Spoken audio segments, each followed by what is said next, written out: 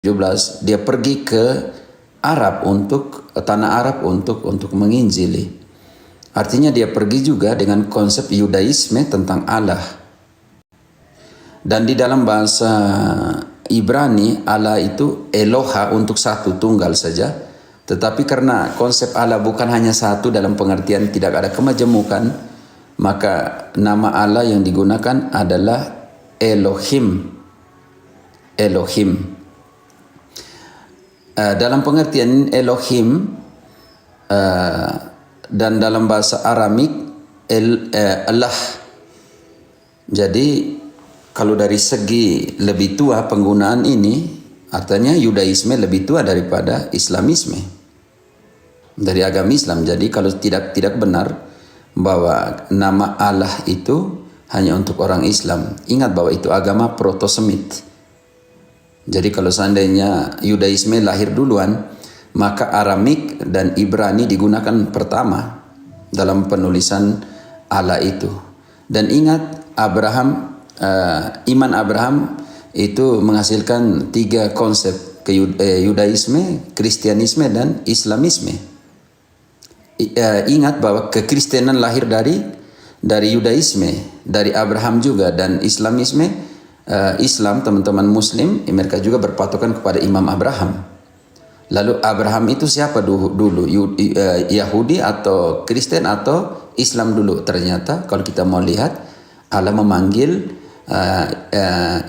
Abraham dan menggantikan namanya, dan keturunan Abraham inilah yang namanya Ishak. Ishak menghadirkan Yakub.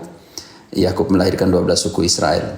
Jadi kalau penggunaan nama ini tidak bisa dipisahkan dari bahasa Ibrani dan bahasa Aramik. Karena itu yang pertama tidak bisa seperti itu. Sekarang dalam nama Yahweh, orang Israel jangan menyebut nama Tuhan Allahmu tidak dengan hormat.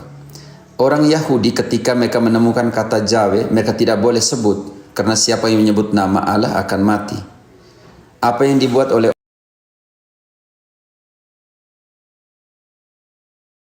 menggantikannya dengan Edonai atau Elohim. Jadi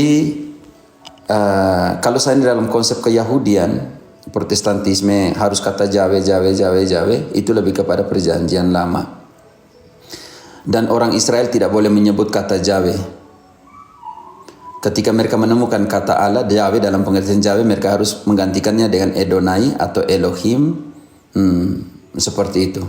Jadi tidak benar bahwa kalau itu harus larang orang Israel, tidak boleh sebut Edonai atau Adonai, tidak boleh sebut Elohim.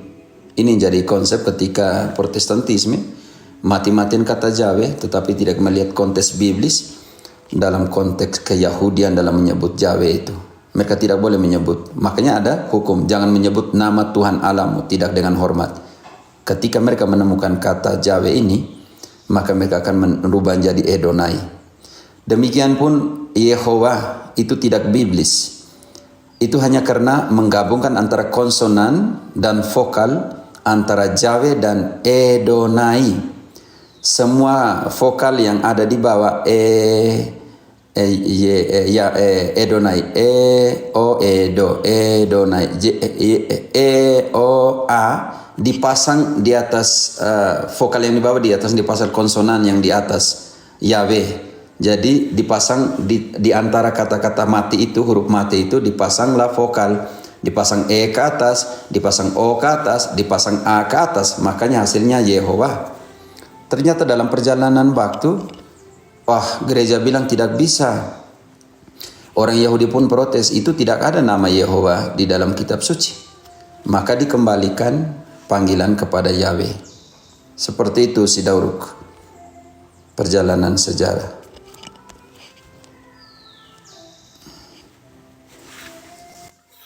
Oke, saudari Senaik ini nanti dia ngejar. Sudah ada lektor sini, kita aman-aman. Pak si Dauruk bisa mengerti? Bisa di-type apakah bisa mengerti? Sofi sudah naik turun lagi tadi. Sofi, engkau tadi naik kah? Suara saya jelas? terpentar ya. Selfie Romo.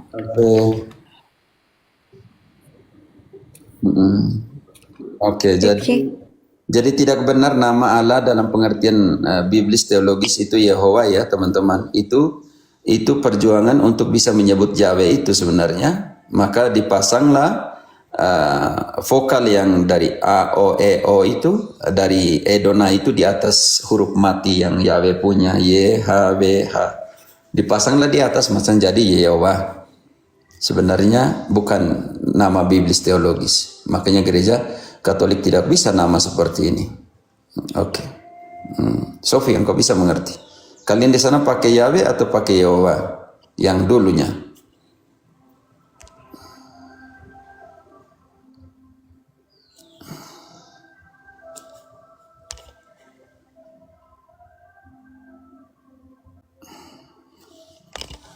Sofi.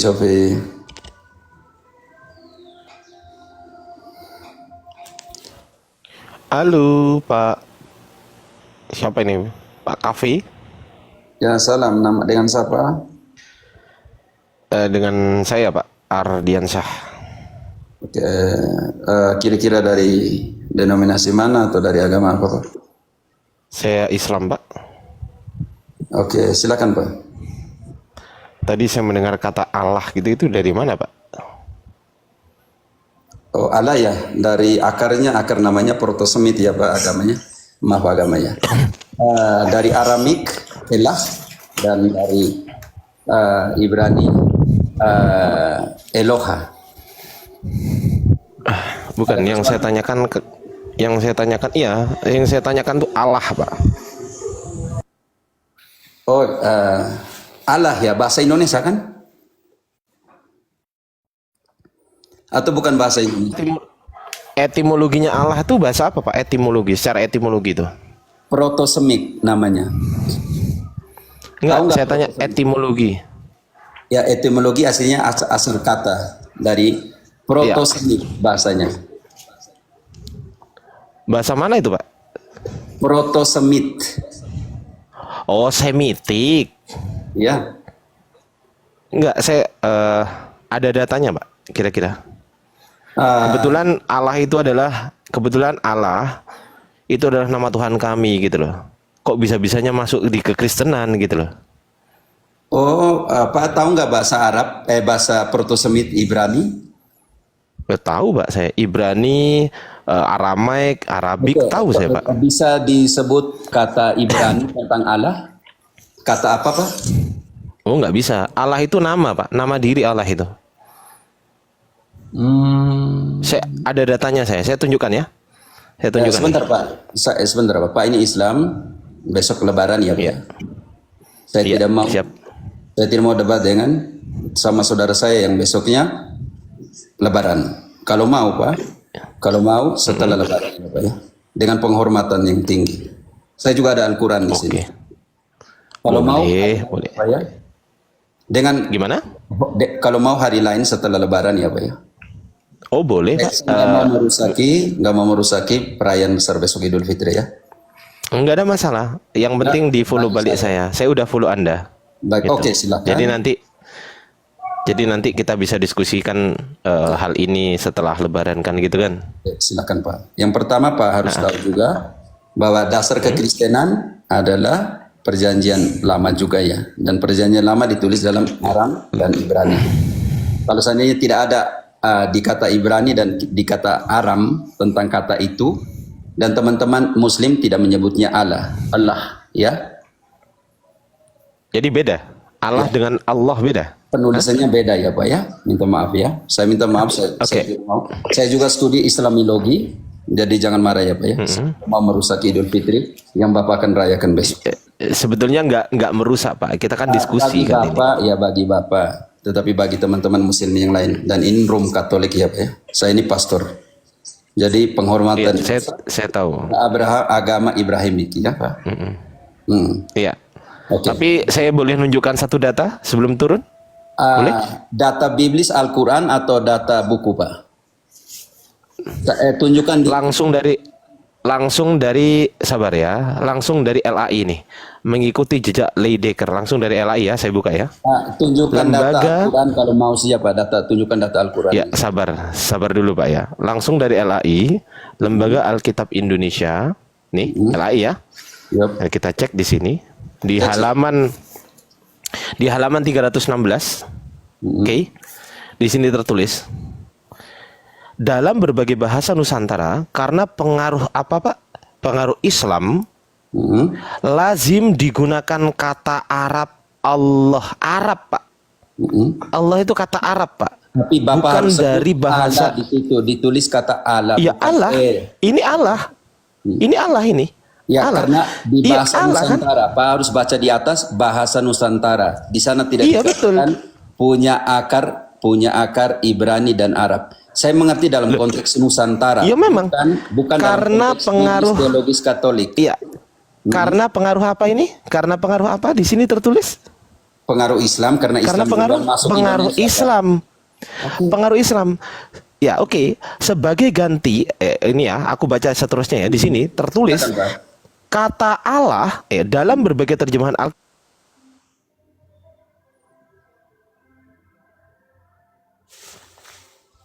Oh ya, ada yang buangkan dia ya. Ya, saya tidak mau. Ya, karena saya pakai pendasaran buku, malas saya. Kalau mau pakai dasaran Al-Quran, ya kitab suci silakanlah.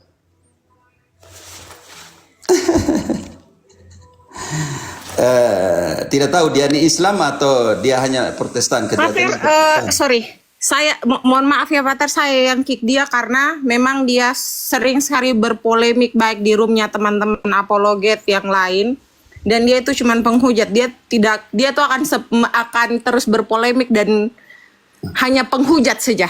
Jadi tidak usah naikkan aja dia. Jangan berdiskusi dengan dia, Pater. Karena dia salah satu oknum Islam yang sangat berpolemik dan hanya menghujat. Ya, makanya saya bilang tadi, saya tidak mau merusak lebaran di saudara-saudara muslim gitu dengan polemik. Mungkin dia tidak merayakan lebaran juga ya. Tidak usah dilayani. Buku Indonesia punya jadi soal. Tidak usah dilayani oknum-oknum itu. Kaget saya tiba-tiba kok ada polemik dengan oknum yang seperti itu. Iya, makanya saya bilang engkau tunjukkan Al-Quran atau kitab suci, jangan tunjukkan buku. Susah kalau Ya, Pater. Dia sudah berkali-kali berpolemik dengan teman-teman mengenai kata Allah itu. Allah dan lain sebagainya, dan sudah dijelaskan berkali-kali baik oleh teman-teman Katolik, teman-teman Ortodoks maupun Protestan. Sudah itu juga di VT saya juga dia protes tentang penggunaan kata Allah. Sudah saya jelaskan soal serapan segala macam. Itu pun namanya orang yang sudah tertutup hatinya. Dia memang hanya berpolemik dan dia tidak akan menerima apapun penjelasan dari kita. Nah, orang yang seperti ini memang tidak pantas untuk diajak berdiskusi karena dia sudah punya posisi untuk terus berpolemik dan menyerang. Lucunya makanya saya kaget kok tiba-tiba dia naik. Saya tidak kenal dia, makanya dia pakai bahasa Yunani. Saya pikir apologet Katolik atau Protestan, ya tidak apa. Atau tahu Tadi saya pikir itu siapa, Pak? Saya lihat username, oh si Ardiansah. Memang dia sudah terkenal polemikus. Dia sering protes kata Allah itu. Kan saya sudah jelaskan Galatia 1:17, Paulus pergi mewartakan menginjili tanah Arab.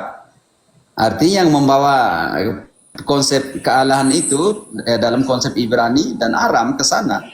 Kan keislaman lahir setelah abad ke-5 dan 6. Jadi siapa yang duluan? Itu dalam konsep ini. Ribuan tahun Yahudian atau apa? Begitu, maksud saya begitu.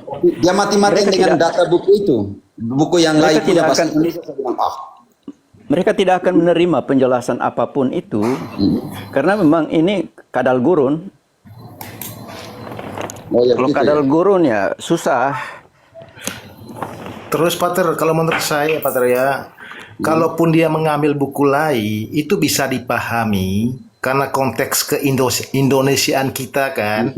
Orang mengenal kata Allah itu memang dari Arab. Tapi bukan berarti Allah itu ya hak miliknya kata Arab, ya kan?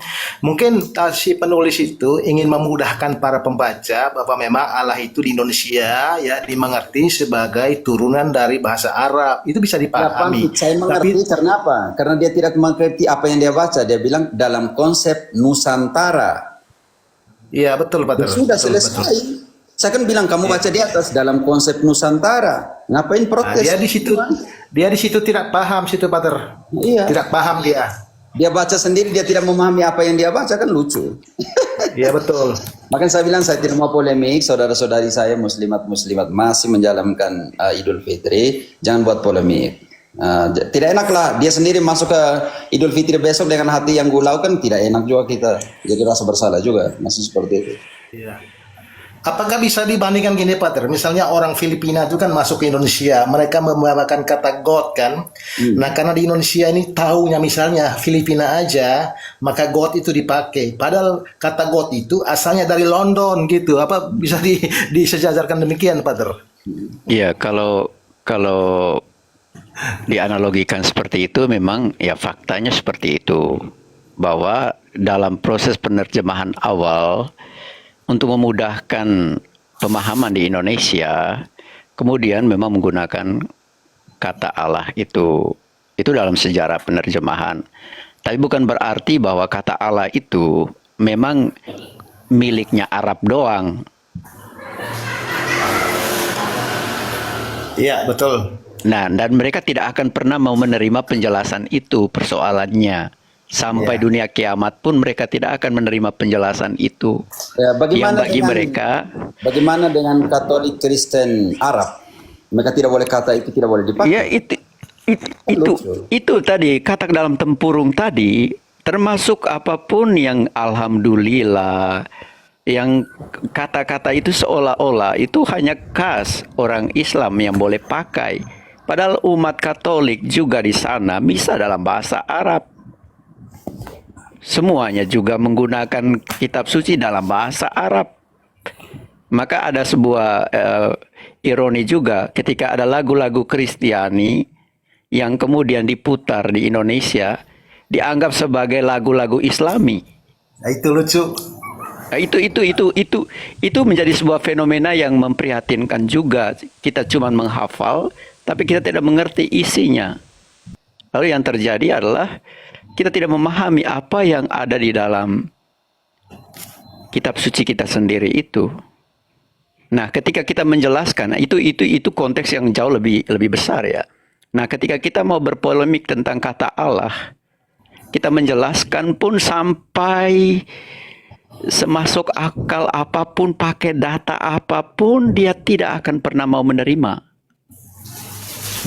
Mau pakai sumber valid pun, kita kutipan langsung pun, dia tidak akan pernah menerima. Karena bagi dia, Allah itu sudah menjadi kata Melayu.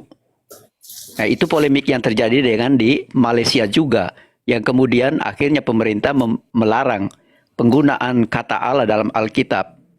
Maka dulu sempat terjadi bahwa Alkitab dari Indonesia itu seperti barang yang buku Pramudia Anantatur di masa Orde Baru itu yang dilarang untuk diterbitkan dan beredar itu, atau seperti bukunya Karl Marx itu di Indonesia di zaman Orde Baru itu.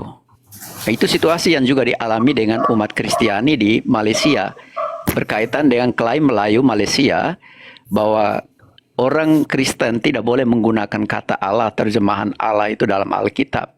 Karena itu hanya milik orang Melayu. Islam identik dengan Melayu. Maka seolah-olah kata Allah itu adalah miliknya khas Melayu gitu. Nusantara yang mereka pahami itu berarti Melayu. Dan juga ada beberapa yang dari Malaysia juga yang berkomentar di VT-VT saya juga. Itu yang berkomentar soal situasi di Malaysia itu. Itu belum lama itu, kalau nggak salah tuh belum, kita masih tahun 2000-an. Polemik di Malaysia itu soal larangan penggunaan kata Allah dalam penerjemahan Alkitab di Malaysia. Tapi kalau Pater, Itu kalau tahun 2001. keadilan orang itu, Tapi Ya. di pengadilan mereka kalah, Pater. Akhirnya kata-kata Allah itu tetap digunakan. Ya, ya itu tadi. Ada sempat bahwa kemudian kitab suci itu yang menggunakan kata Allah itu seperti barang yang sangat dilarang di Malaysia itu. Iya, betul. Masa-masa itu.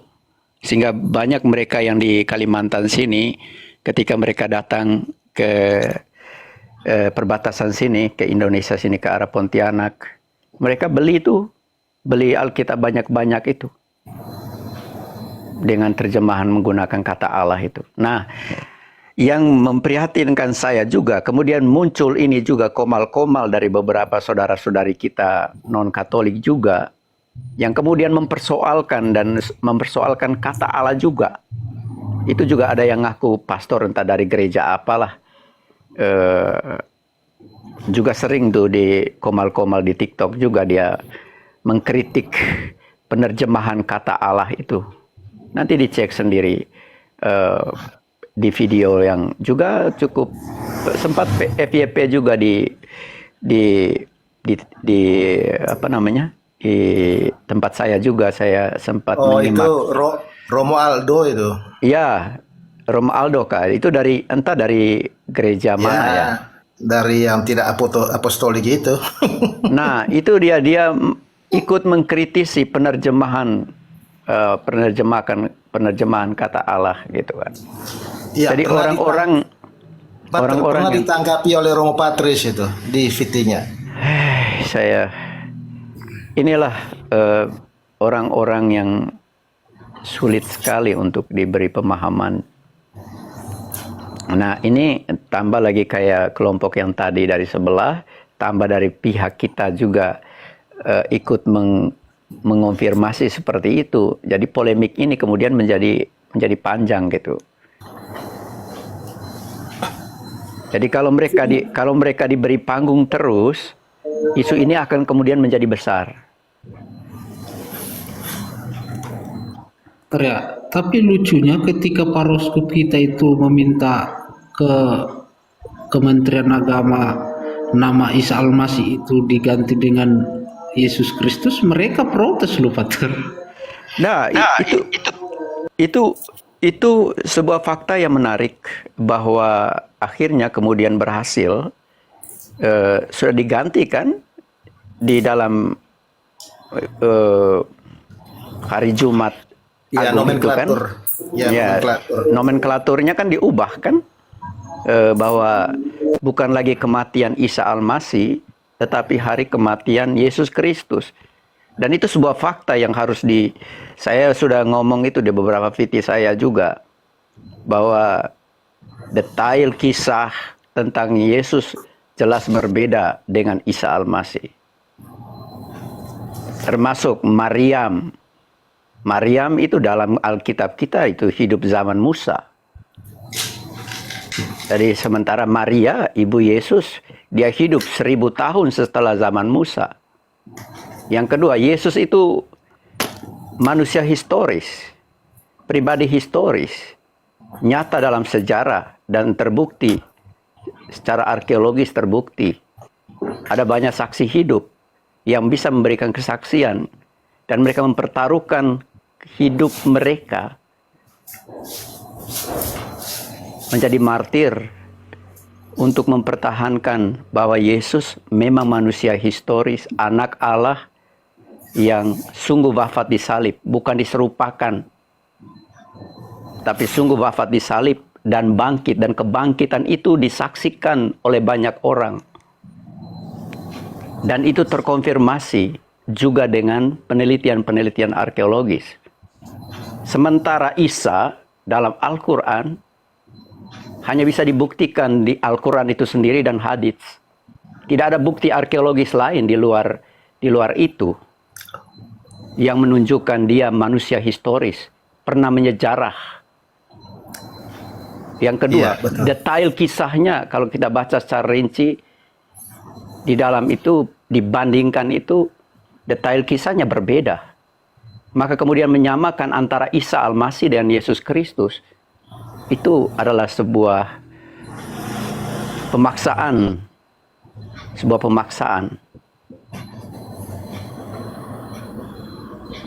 Maka saya lebih meyakini apa yang ada di dalam Alkitab yang berbicara tentang Yesus dan terkonfirmasi secara arkeologis, dan tempat-tempat di mana dia pernah hidup berada itu menjadi situs sampai hari ini yang dijaga oleh Gereja Katolik dan menjadi pusat ziarah seluruh umat Kristiani di seluruh dunia.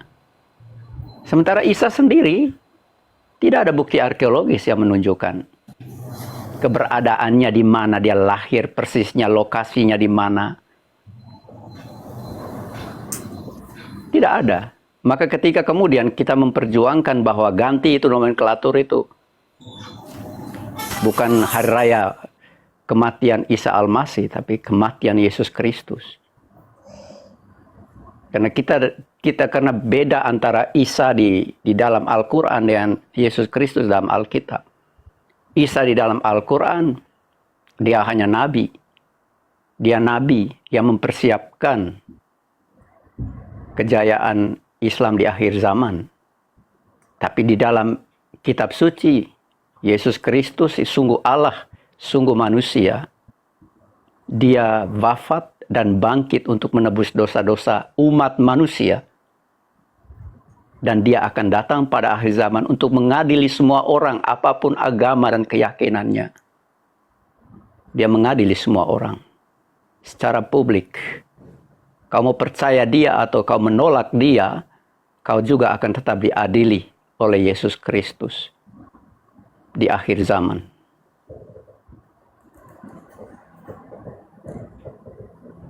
Oke teman-teman, tanpa mengurangi hormat untuk saudara-saudari kita Islam. Jadi minta maaf tadi, saya juga tidak tahu bahwa dia adalah Islam polemik ya. Ayo, terima kasih polemikus. Hanya yang kita rasa lucu juga ya. Pakai buku yang sempit begitu untuk memahami yang besar kan. Oke, kita ganti tema sekarang. Hormat kita kepada saudara-saudari kita yang masih mau merayakan Idul Fitri besok. Jadi ya. Iya betul Pater. Tema lain karena dia yang sentuh duluan tadi sebenarnya. Ya, kita belajar juga barang itu, sehingga janganlah kemudian kita umpan untuk kita beli itu. Iya mungkin Pater belum kenal dengan si Ardiansah itu. Tapi ya sudahlah, sudah kita buang dia ke neraka Zahanamazah. Mungkin dengan begitu dia bisa ketemu 72 bidadari. Harusnya dia pergi takbiran. Kenapa dia main Iya, TikTok? maksudnya dia harus pergi takbiran, Heran. dia pergi mempersiapkan hatinya untuk Idul Fitri lah. Jadi Dia Tidak mau tidur cepat biar besok bangun pagi sholat Id malah datang ke sini. dia kan Memang takbiran di TikTok. takbiran di TikTok tanya nama Allah, harusnya dia Allah Akbar di sana, yang di sini. Tadi mau ngucapin selamat lebaran ya kepada dia ya. iya, Kayaknya dia tidak lebaran dia itu. Emang tidak jelas manusia satu itu. Oke. Lanjut Pater. Oke, semua paman-paman. Boleh saya bernarasi dikit, Pater? oh ya, engkau yang pernah Islam itu. Oke, narasi saya. Terima kasih atas kesempatan. Saya hanya berbicara, kebetulan tadi saya ada dengar sepotong dua kata. Berbicara masalah kata Allah tadi. Saya memberi kesaksian karena di Malaysia itu kasus atau case yang menyentuh tentang kalimat Allah itu ada, itu bertahun-tahun itu, mulai dari 2001 sampai berturut perkara itu nggak putus-putus sampai 2013, yang last terakhir itu 2017-18, dan itu berulang-ulang kali. Lalu mahkamah memutuskan menang kepada pihak Katolik, Gereja Katolik. Karena apa? Karena sampai diturunkan ada mufti besar dari Mesir, Alexandria, datang dan memberi kesaksian bahwa di Arab itu netral saja kata itu untuk penggunaan. Itu yang pertama. Lalu yang kedua, kalau berbicara masa itu kan sejarah itu kan panjang.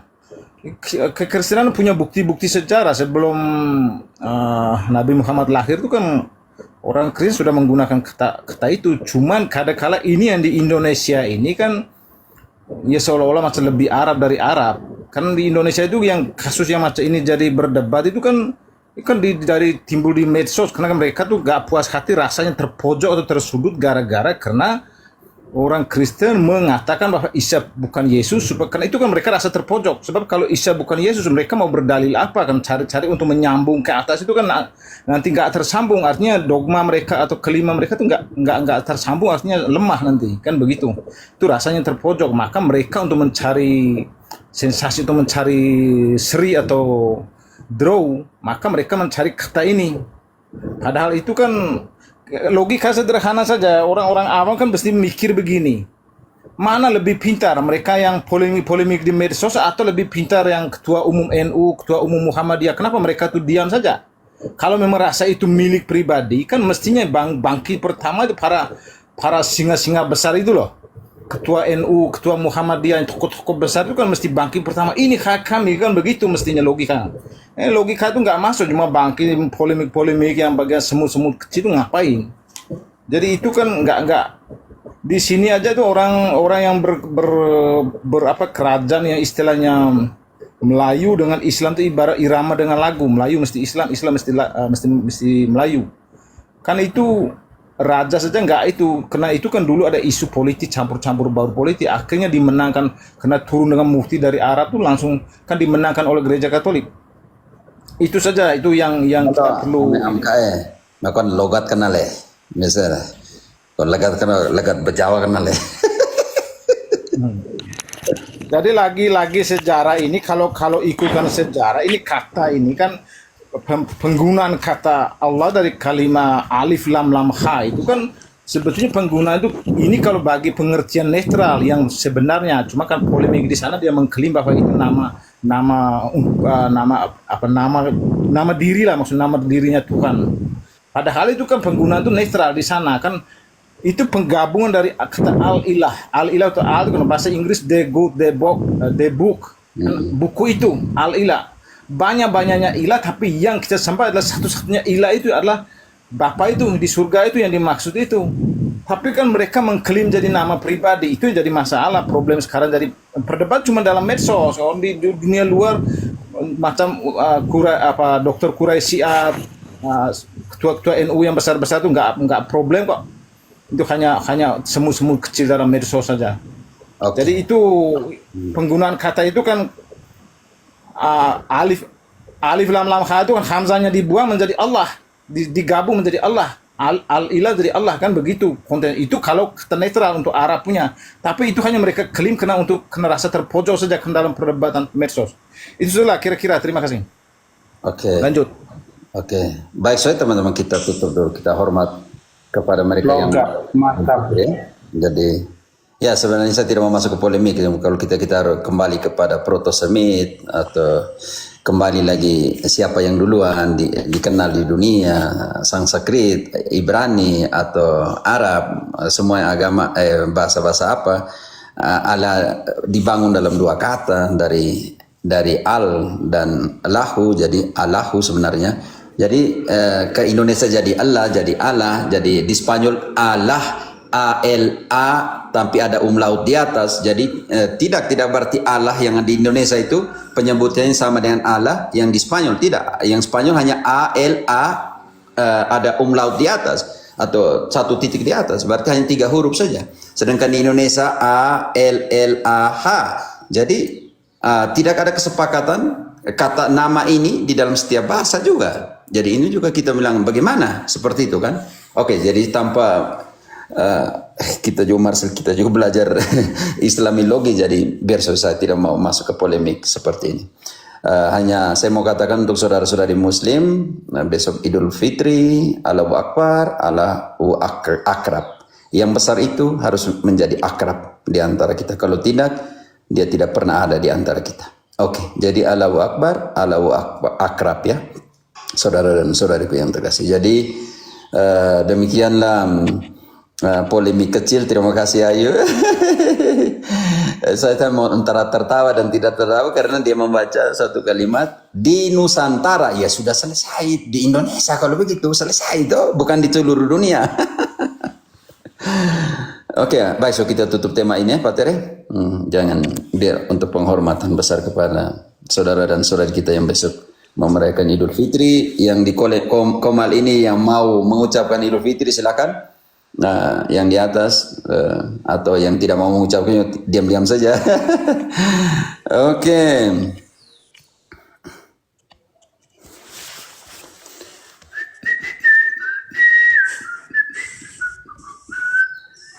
Topik, Pater. Ganti topik ya. Oke. Pater, saya ada pertanyaan ini. Ya, kalau tadi atau mungkin ada yang mau bertanya silakan, atau saya dulu. Ya Paman Panfit. Iya, oke. Ya, selamat malam semua. Iya, ya akhir-akhir ini kan, ya kalau tadi kan saudara kita yang agak jauh, kini saudara kita yang dekat tapi nakalnya bukan main, ya RT 16 itu. Ya, mereka mempersoalkan Santo Ignatius dari Antioquia itu, Pater.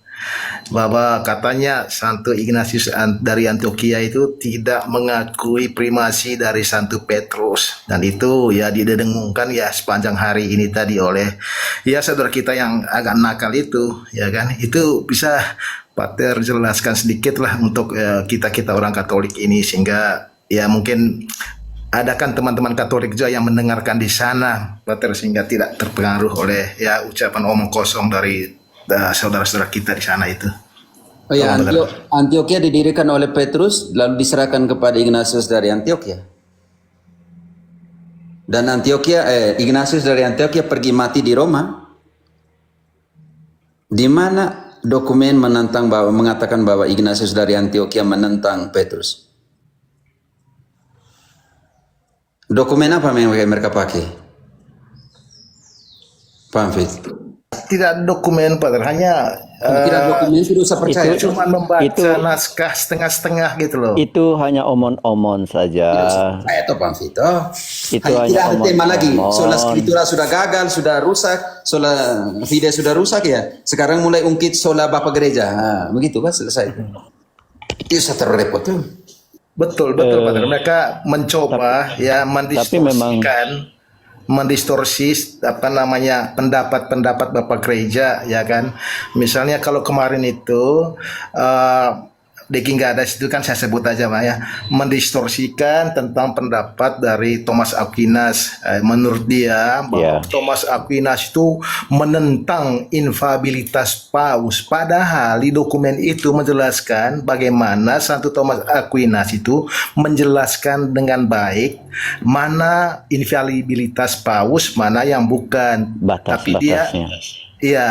Tapi Deki Gadas mengambil kesimpulan bahwa Thomas Aquinas itu menentang infabilitas Paus. Itu persoalannya. Iya, betul. Jadi memang Pater akhir-akhir ini ya, kalau Pater tadi bilang mereka gagal di sola scriptura dan sola sido yang lain itu.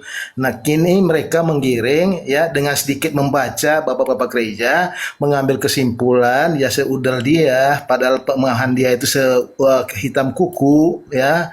Ya kalaupun kuku itu ada hitamnya berarti nggak ada sebenarnya. Tapi mereka ingin membelok-belokkan gitu loh, Pater. Itu persoalannya di situ, Pater. Tapi itu mencerminkan fakta di Indonesia bahwa sejarah gereja kayaknya agak bergema ya. Betul. Apakah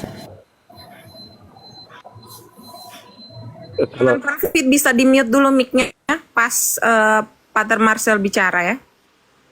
Terima kasih. Lanjut Pater Marcel. Saya melihat bahwa banyak sejarah yang kemudian ditulis dalam sumber-sumber kita di Indonesia ini, itu sejarah yang diselewengkan. Ada beberapa informasi yang tidak valid, dan ini juga menjadi otokritik juga untuk kita Gereja Katolik. Kurang sekali untuk menerjemahkan buku-buku sejarah gereja yang benar. yang objektif, karena memang kalau bicara tentang sejarah gereja Protestan tidak punya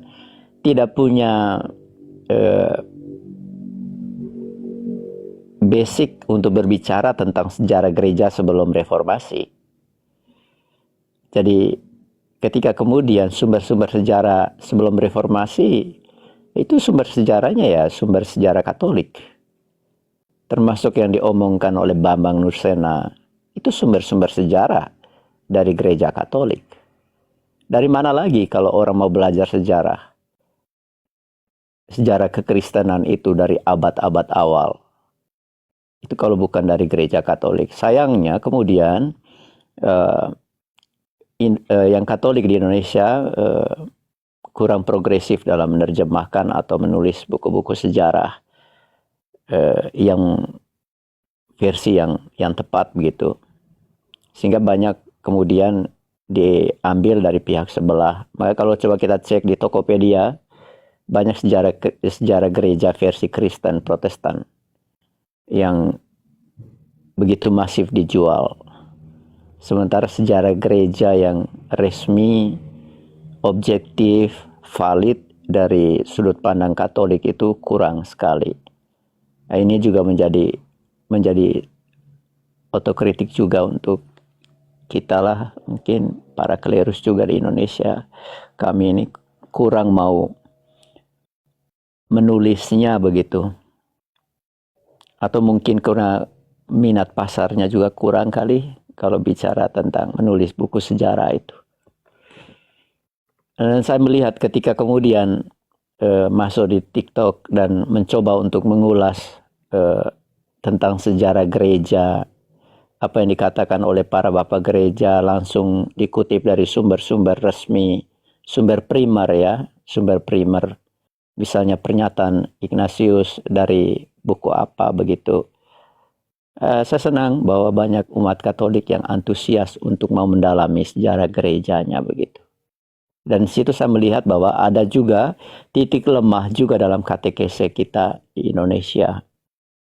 Penekanan pada sejarah juga kurang dalam pengajaran, termasuk yang selalu juga ditanyakan secara biblis juga kepada Romo Cafe, Romo Hero, dasar di mana gereja itu didirikan itu berkaitan juga dengan penjelasan hal-hal seperti itu.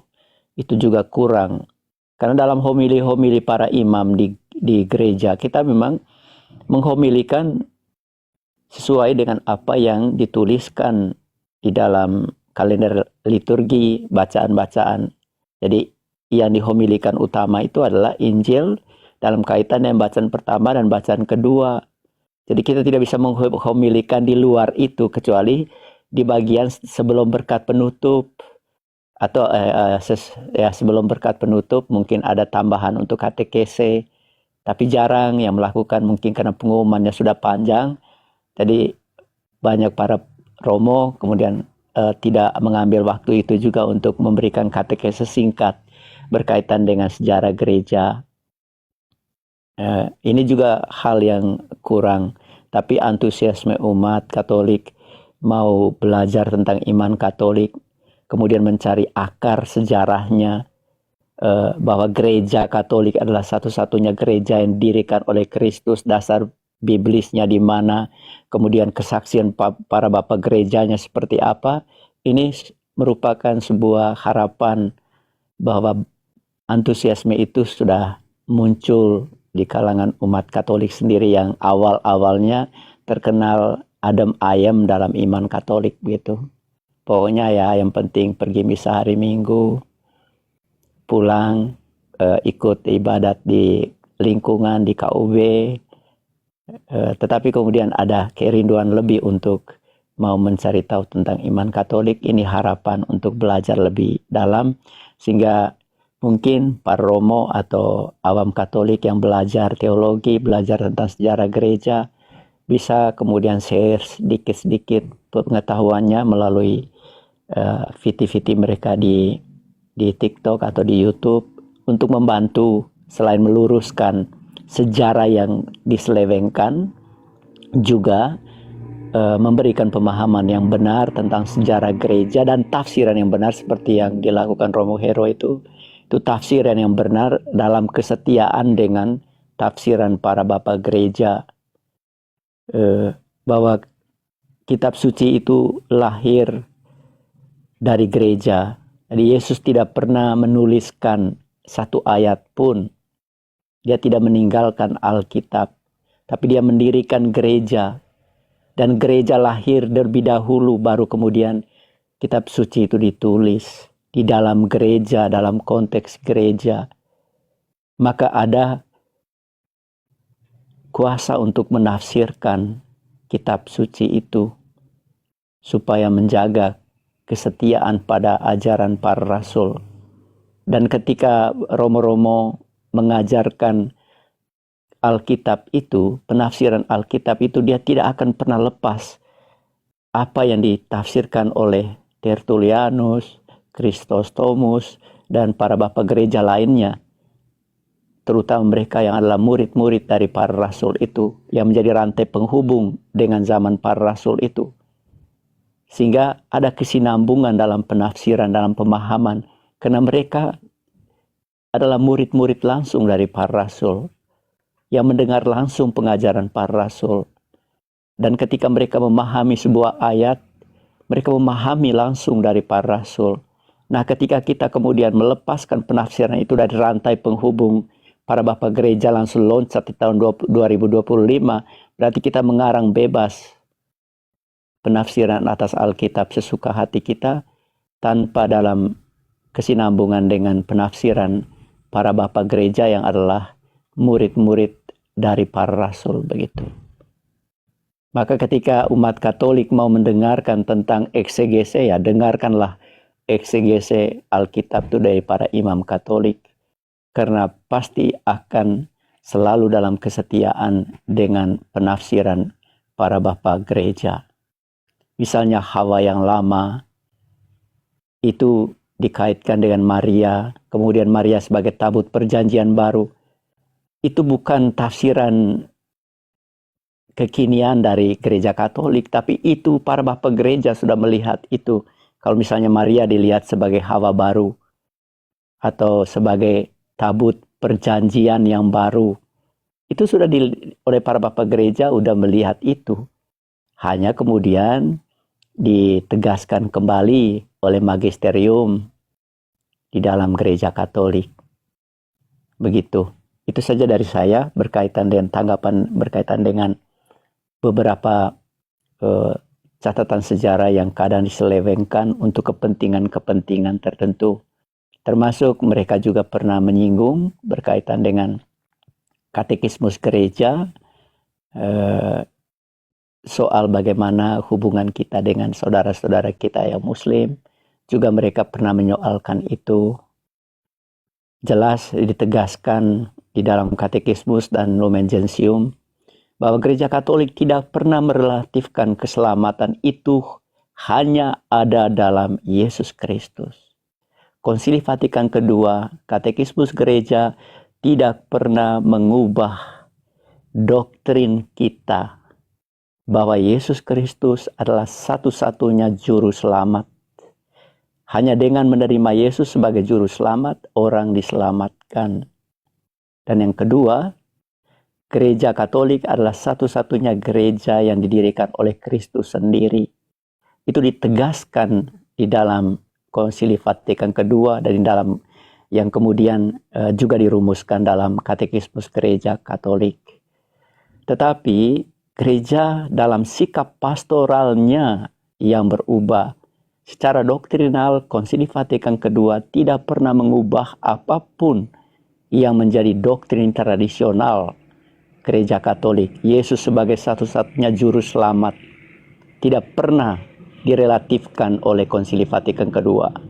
Yang kedua, gereja Katolik sebagai satu-satunya gereja Kristus tidak pernah direlatifkan oleh Konsili Vatikan II. Ini jawaban juga kepada umat Katolik yang mungkin hadir dalam room ini, simpatisan-simpatisan SSPX, kelompok SSPX yang juga sering mempersoalkan hal ini yang agak tidak terima dengan Konsili Vatikan kedua dalam hal keterkaitan dengan dokumen yang berbicara dalam relasi dengan gereja-gereja lain atau komunitas gerejawi lain. Nah, jelas di dalam dokumen dokumen Konsili Vatikan kedua itu, gereja-gereja non-Katolik itu hanya disebut sebagai komunitas gerejawi. Jadi gereja sejati itu hanya ada dalam gereja Katolik dan gereja Ortodoks. Sementara di luar itu hanya disebut sebagai komunitas gerejawi. Dan itu tidak pernah direlatifkan oleh gereja Katolik dengan Vatikan kedua. Sikap pastoralnya berubah, doktrinnya tetap sama. Makanya semangatnya adalah terus berubah tetapi tetap setia. Itulah semangat Vatikan kedua. Jadi tidak pernah merelatifiskan bahwa semua itu dianggap gereja dengan 60.000 sekte itu dianggap sama-sama gereja. Gereja Katolik tidak pernah. Ketika sejak Paus-Paus sesudah Vatikan kedua yang aktif berdialog ke gereja Lutheran, ke gereja Ortodoks, ke gereja Calvinis, berkunjung ke sana kemari, itu menjadi tanggung jawab moral karena mereka diberikan kepercayaan oleh Kristus untuk meneguhkan iman saudara-saudarinya. Maka adalah kewajiban mereka sebagai pengganti Petrus untuk terus membangun dialog dengan saudara-saudari kita yang lain. Perkara mereka terbuka dan mau kembali bersatu dengan gereja Katolik itu urusan mereka. Tetapi sikap sebagai seorang gembala pengganti Petrus harus berinisiatif mendekati mereka secara pastoral, secara terus-menerus. Bahwa kepenuhan sakramental, kepenuhan keselamatan itu hanya ada dalam gereja Katolik. Dan itu tidak pernah direlativisir oleh Konsili Vatikan kedua. Maka kalau mau membaca dan memahami Konsili Vatikan kedua, harus sungguh bijak berada di tengah. Tidak kemudian menjadi konservatif yang melahirkan sede vacantis atau SSPX, dan tidak juga menjadi ultra modernis yang merelativisirkan iman Katolik. Seolah-olah bahwa semua orang bisa selamat tanpa iman kepada Yesus. Itu ultra modernis seperti Hans Küng. Juga itu Hans Küng juga ada yang bertanya, Pater, apakah Hans Küng itu diekskomunikasi? Tidak. Hans Küng dilarang mengajar oleh gereja ketika dia mengkritik. Dia juga mengajarkan banyak hal. Jadi dia sebagai seorang teolog Katolik yang progresif, dia mengajarkan tentang pluralisme agama, pluralisme kebenaran, dan kemudian merelatifkan iman Katolik. Maka, dan salah satu bukunya yang kemudian menjadi catatan berat untuk Hans Küng adalah dia teolog Swiss. Itu adalah dia mengkritik tentang ajaran infalibel atau infalibilitas Paus. Maka kemudian Hans Küng dilarang untuk mengajar di institusi agama Katolik. Jadi tidak boleh mengajar di lembaga-lembaga Katolik. Tetapi dia masih sebagai seorang imam Katolik dan dia boleh mengajar di lembaga-lembaga, dalam arti bukan lembaga-lembaga resmi untuk pendidikan calon imam. Itu untuk berkaitan dengan para teolog pasca Vatikan kedua yang sangat ultra modernis. Itu ada kecenderungan juga kadang-kadang para imam di Indonesia itu menjadi ultra modernis, menjadi ekstrim kanan. Itu juga ada kadang-kadang kita melihat yang punya kecenderungan untuk ekstrim kanan itu juga ada. Dan ada juga umat Katolik yang kemudian menjadi ekstrim kanan dan mengatakan semua gereja sama saja, sama-sama percaya Yesus. Nah, itu juga yang membaca dan menafsirkan dokumen Konsili Vatikan kedua dengan ekstrim kanan. itu juga tidak benar. Jadi itu jawaban saya untuk beberapa pertanyaan-pertanyaan yang hampir kurang lebih sama di beberapa fikih yang berkaitan dengan sifat. Yang kedua, hubungan gereja dengan gereja Katolik dengan gereja lain, dengan agama-agama lain. Begitu. Itu saja dari saya. Terlalu banyak saya omong.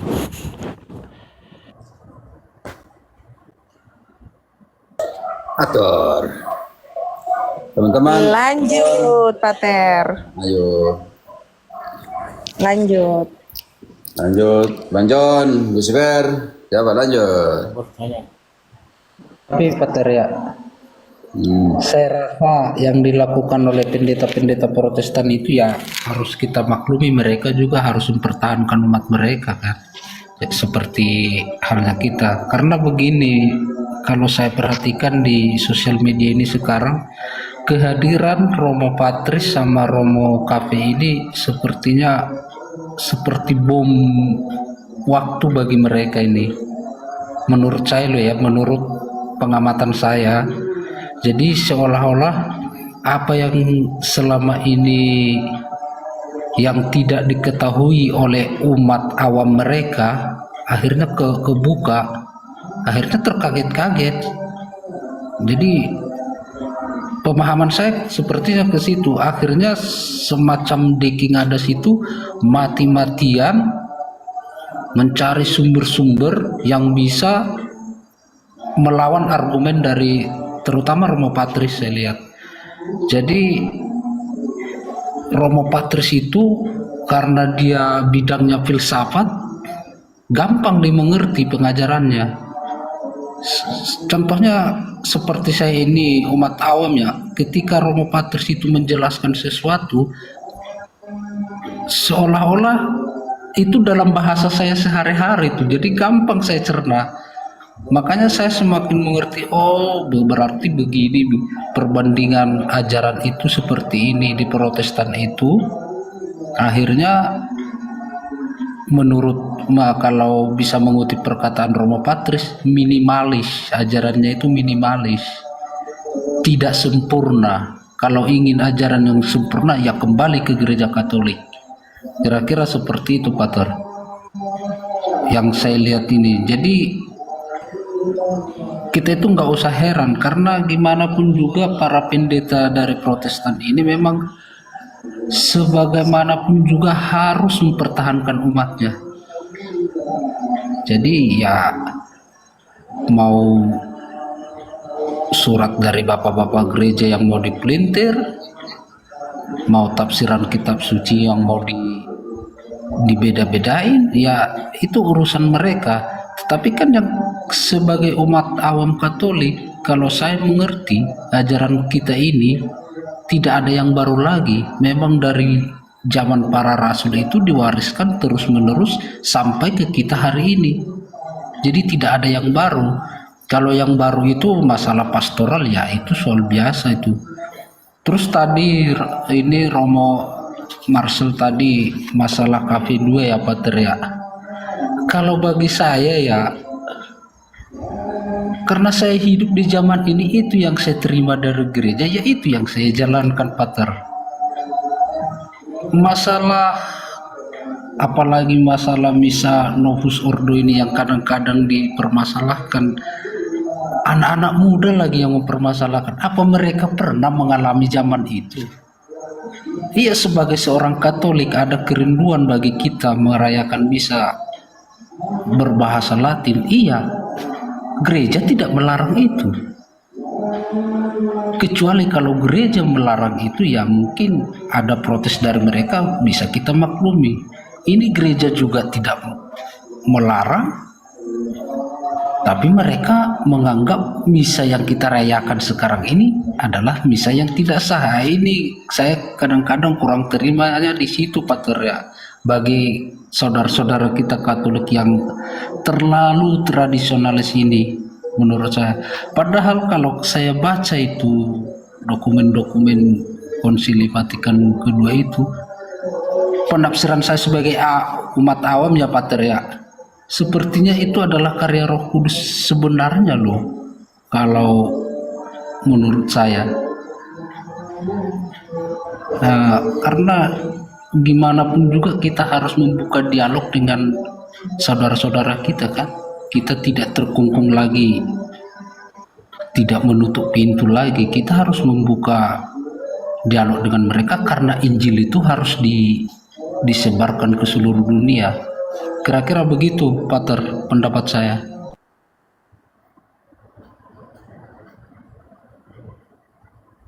Oke, berkaitan dengan apa yang disampaikan tadi Romo Patris, itu sudah ditegaskan semua dalam Konsili Vatikan kedua. Hanya memang dibahasakan oleh Romo Patris dengan bahasa yang mudah dipahami, bahwa kepenuhan kebenaran itu tidak pernah direlativisir oleh dokumen Konsili Vatikan kedua. Kepenuhan kebenaran hanya ada di dalam Gereja Katolik dengan suksesi apostolik, dengan sakramen-sakramen yang lengkap. Di luar itu disebut sebagai komunitas gerejawi oleh karena tidak memiliki kepenuhan kebenaran. Itu mengerti dari kata subsist in itu. Jadi dari kata itu jelas bahwa kepenuhan kebenaran itu tidak pernah direlativisir oleh dokumen Konsili Vatikan kedua. Ini untuk menjawab kelompok ultra tradisionalis yang menolak dokumen Konsili Vatikan kedua, beberapa bagian dari dokumen Konsili Vatikan kedua. Bahwa Konsili Vatikan kedua secara dogmatis, doktrinal tidak pernah mengubah apapun yang menjadi doktrin-doktrin gereja dalam kesetiaan dengan pengajaran para rasul. Tidak pernah membatalkan apapun yang berkaitan dengan hasil Konsili Vatikan pertama, hasil Konsili Trente, dan konsili-konsili lain sebelumnya. Hanya pendekatan pastoral saja yang berubah oleh karena gereja di abad ke-20 mulai menghadapi tantangan sekularisme, kemudian pluralisme dalam agama, dan juga tantangan-tantangan dunia modern lainnya, termasuk yang saat ini yang sedang kita hadapi adalah tantangan sekularisme dan relativisme iman dan moral.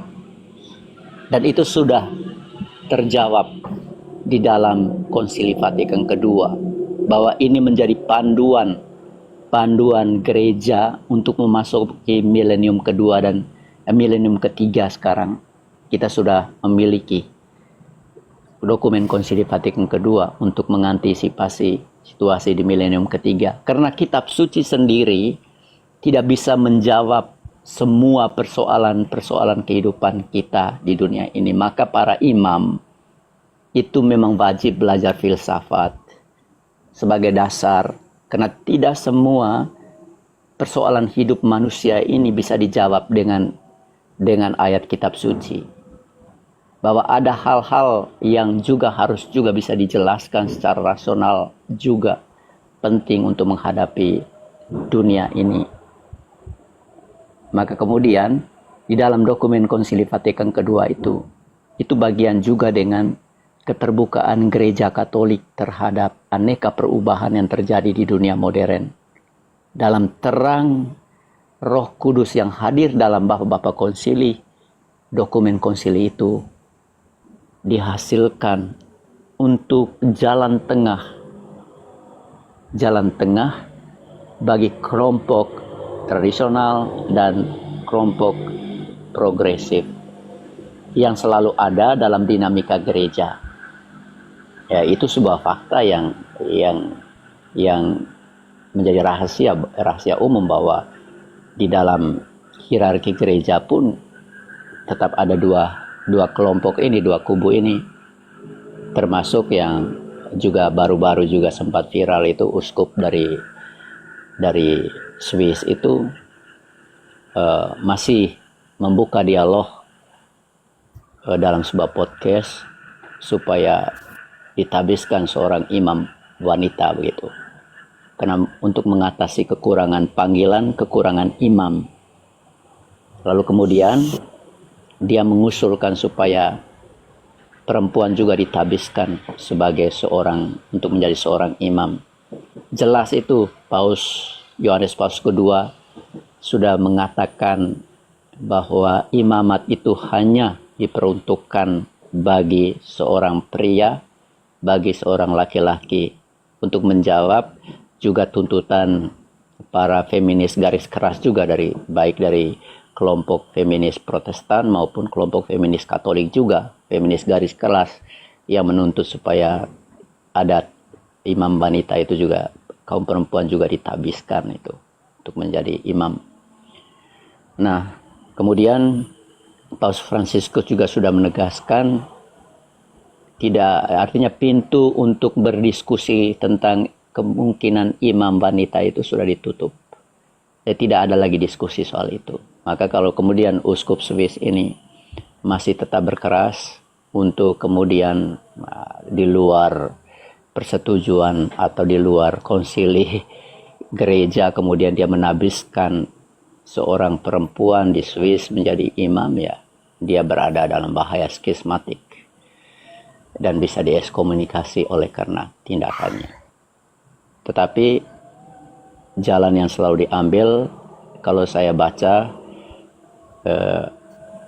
setelah Vatikan kedua ini, umumnya Vatikan selalu berdialog dengan kelompok atau mereka-mereka yang ultra modernis seperti tadi, uskup Jerman, uskup Swiss yang terlalu progresif dalam banyak hal. Gereja Katolik atau Vatikan, melalui Vatikan selalu berusaha untuk mendialog mereka ini, berdialog dengan mereka, termasuk dengan SSPX itu masih tetap ada komunikasi terus-menerus dengan Vatikan supaya membawa kembali mereka ke dalam gereja Katolik. Begitu. Jadi itu akan, tegangan itu akan terus terjadi. Lalu kemudian berkaitan dengan Novus Ordo, itu juga banyak yang muncul juga dalam polemik-polemik juga di media sosial. Memang ada salah satu hal yang menjadi kecenderungan postmodernisme, ya, kalau kita lihat dalam aliran filsafat, ya. Ya, saat ini kan aliran filsafatnya postmodernisme, ya. Jadi ada kecenderungan kebangkitan kerinduan untuk hal-hal yang bersifat tradisional. Oleh karena ada kejenuhan terhadap hal-hal yang terlalu profan, terlalu up to date. Jadi orang kemudian ingin memperkuat identitasnya itu dengan hal-hal yang bersifat lokal. Maka ada kebangkitan juga, kalau kita membaca secara umum, ya, secara fenomenologis, ya, secara umum, bahwa ada kebangkitan dan kerinduan masyarakat sekarang untuk kembali ke adatnya, kembali ke budayanya. Kalau misalnya di Jawa itu seperti Abang Meloredo atau Abang John di bawah ini, di samping saya ini, ya, ingin merayakan Reba di Jakarta, ingin merayakan Reba di mana-mana. Jadi ada kerinduan di tengah arus perubahan zaman, ingin kemudian tetap melestarikan kembali ke akar tradisinya. Ya, itu yang disebut dengan gerakan globalisasi tapi lokal. Jadi di dunia yang penuh dengan globalisasi ini ada kemudian kerinduan untuk kembali ke yang lokal, yang tradisional. Nah, ini juga muncul di dalam gereja Katolik. Yang saya lihat salah satu fenomenanya juga adalah banyak putri-putri kita juga yang tiba-tiba sudah pakai kembali mantila. Dan harga mantila di Tokopedia mulai gila-gilaan itu. Ada yang 100-an ribu. Kala-kala itu harga apa namanya? Harga punya suster itu. Kerudungnya punya suster. Jadi mantila-mantila sekarang yang di Tokopedia itu harganya mahal sekali karena permintaannya semakin tinggi, oleh karena ada kerinduan putri-putri kita kemudian mau menggunakan mantila itu yang dulu sempat di dalam hukum gereja kita yang lama itu memang masih diatur untuk bisa digunakan, diwajibkan begitu, dipakai. Tetapi dalam perkembangan sejarah, di dalam hukum gereja kita yang baru ini tidak mengatur, tetapi juga tidak melarang penggunaan mantila itu dalam perayaan Ekaristi. Ini salah satu gerakan untuk mencintai hal yang tradisional.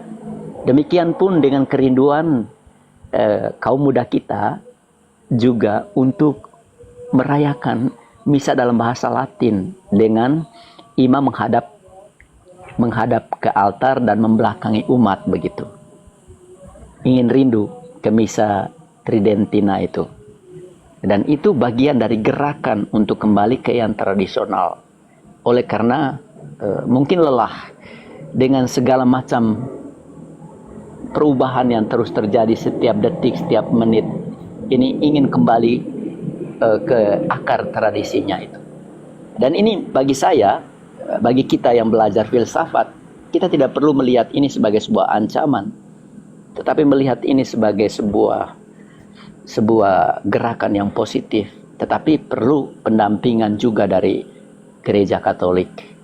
Maka ketika kemudian ada umat yang tiba-tiba sinis dengan OMK-nya yang mulai pakai mantila itu, saya jelaskan, Bapak, itu bukan mereka mengadopsi tradisi saudari-saudari kita sebelah, tapi itu memang pernah dan ada di dalam tradisi Katolik.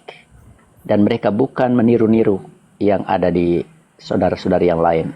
Tapi itu pernah, dan itu ada dasar Alkitabnya juga. Penggunaan mantila itu. Lalu kemudian, saya juga tidak pernah kemudian membantah ketika ada anak-anak kita yang rindu untuk mau misa dalam bahasa Latin begitu. Tetapi ya, apa yang sudah menjadi keputusan Konsili Vatikan kedua, itu sudah harus menjadi keputusan yang harus ditaati oleh semua gereja. Jadi kalau Novus Ordo itu sudah ditetapkan sebagai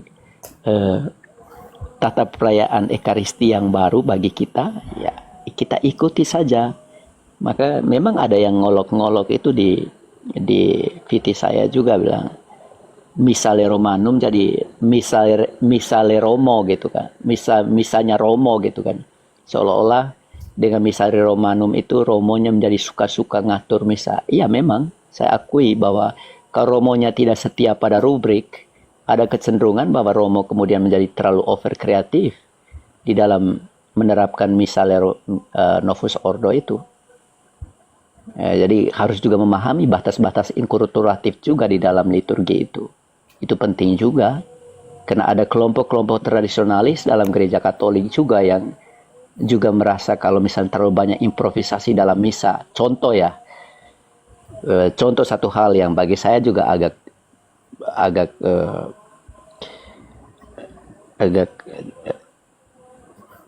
tidak tepat juga kalau kemudian di dalam misa itu kesannya ada konser gitu. Kalau imam kemudian menyanyikan lagu seperti konser itu di dalam misa, itu bagi saya itu sudah improvisasi. Kemudian yang kedua, homili itu bukan tempatnya untuk lawak, stand up comedy. Saya satu orang yang sangat berprinsip. Homili adalah percakapan iman, bukan tempat untuk stand up comedy. Jadi bukan untuk lawak, bukan untuk semakin lucu khotbahmu makin menarik, bukan. Ada saatnya, ada panggungnya kita untuk stand up comedy. Tapi dalam liturgi kita mempercakapkan iman, mempercakapkan apa yang menjadi firman Allah. Jadi mungkin ada kelompok-kelompok tradisionalis di dalam diri umat kita juga yang di dalam misa juga tidak menerima ketika homili isinya stand up comedy. Kalau tiba-tiba Romo kemudian menyanyikan sebuah lagu gitu kan dengan gitaran saat homili gitu. Itu juga menyinggung hati mereka yang kelompok tradisionalis yang melihat ini bagian dari improvisasi berlebihan, over dari Novus Ordo. Tergantung dari Romonya. Jadi Romonya yang kemudian suka-suka improvisasi, menambahkan teks-teks baru di dalam liturgi juga itu bagian dari improvisasi dan ketidaksetiaan.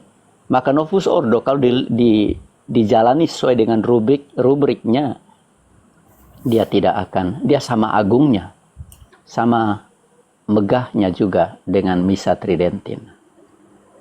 Jadi bagi saudara-saudariku Katolik yang mengkritik Novus Ordo, ya minta maaf jika kemudian yang kalian lihat mungkin ada improvisasi yang dilakukan oleh imam terhadap Novus Ordo itu tidak setia pada rubrik, itu kemudian membuat kalian menjadi ilfil dan menjadi marah begitu, dan ingin kembali ke misa dalam bahasa Latin atau Misa Tridentina, Misa Trente.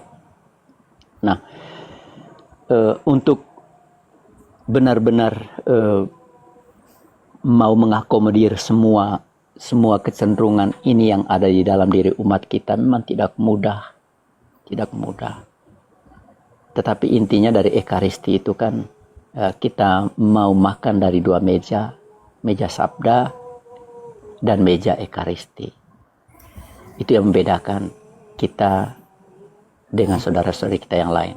Jadi ya, walaupun mungkin ada improvisasi dari imamnya, ya mungkin bisa juga dikoreksi, beritahu langsung ke romonya, jangan kemudian meluapkan kegundahan itu di dalam viti-viti yang lain, yang kebetulan mungkin romo membahas topik tentang ajaran imam lalu nyinggung personal tentang imam yang terlalu improvisasi atau kreatif dalam misa, di komentar viti dan menyerang gereja Katolik secara umum begitu. Itu untuk saudara-saudariku yang mungkin pencinta-pencinta Misa Tridentina, bijaksanalah dalam berkomentar di media sosial, tidak mengeneralisir semua hal itu, seolah-olah gereja Katolik itu menyimpang setelah Vatikan kedua dengan menerapkan Novus Ordo di dalam tata perayaan Ekaristi yang baru. Oke, itu saja tanggapan dari saya.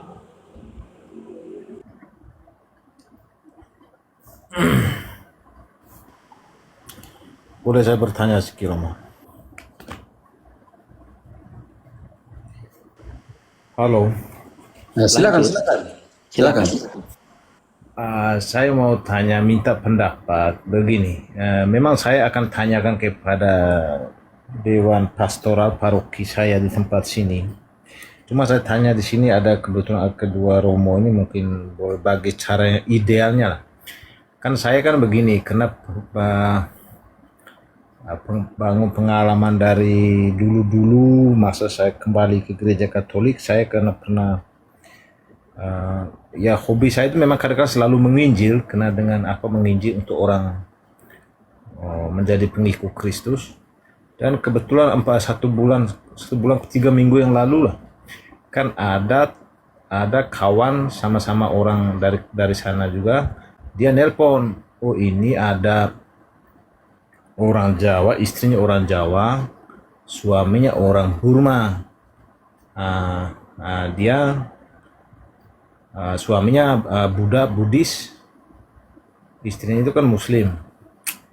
Lalu anaknya itu karena ikut sekolah di sini, di masuk pemegang kad UNESCO-nya, karena anak-anak imigran, dia sekolah, lalu kebetulan masuk sekolah itu kan diajar cegu-cegu atau guru-gurunya kan dari Afrika, dari mana-mana yang ada pengajaran Bible study,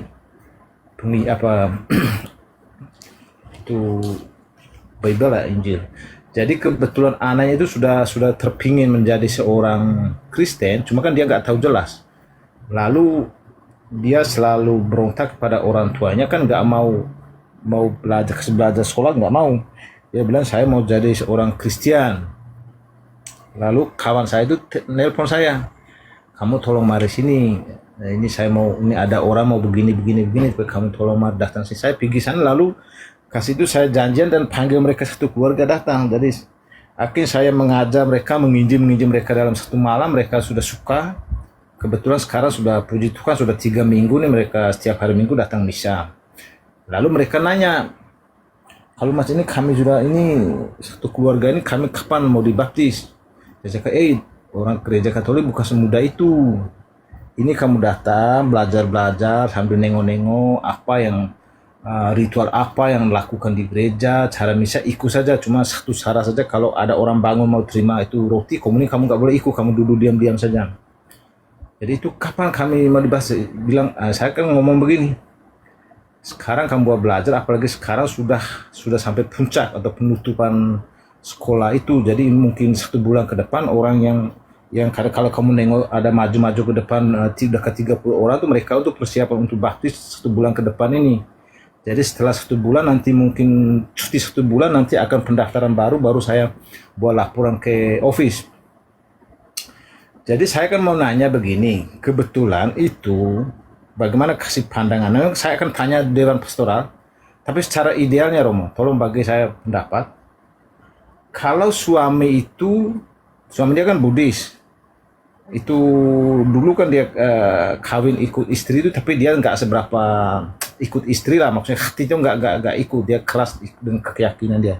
Lalu sekarang istrinya sama anaknya sudah percaya mau ikut saya kasih belajar nih, tiap malam Minggu saya pergi ngajar. Cuma kan begini, suaminya kan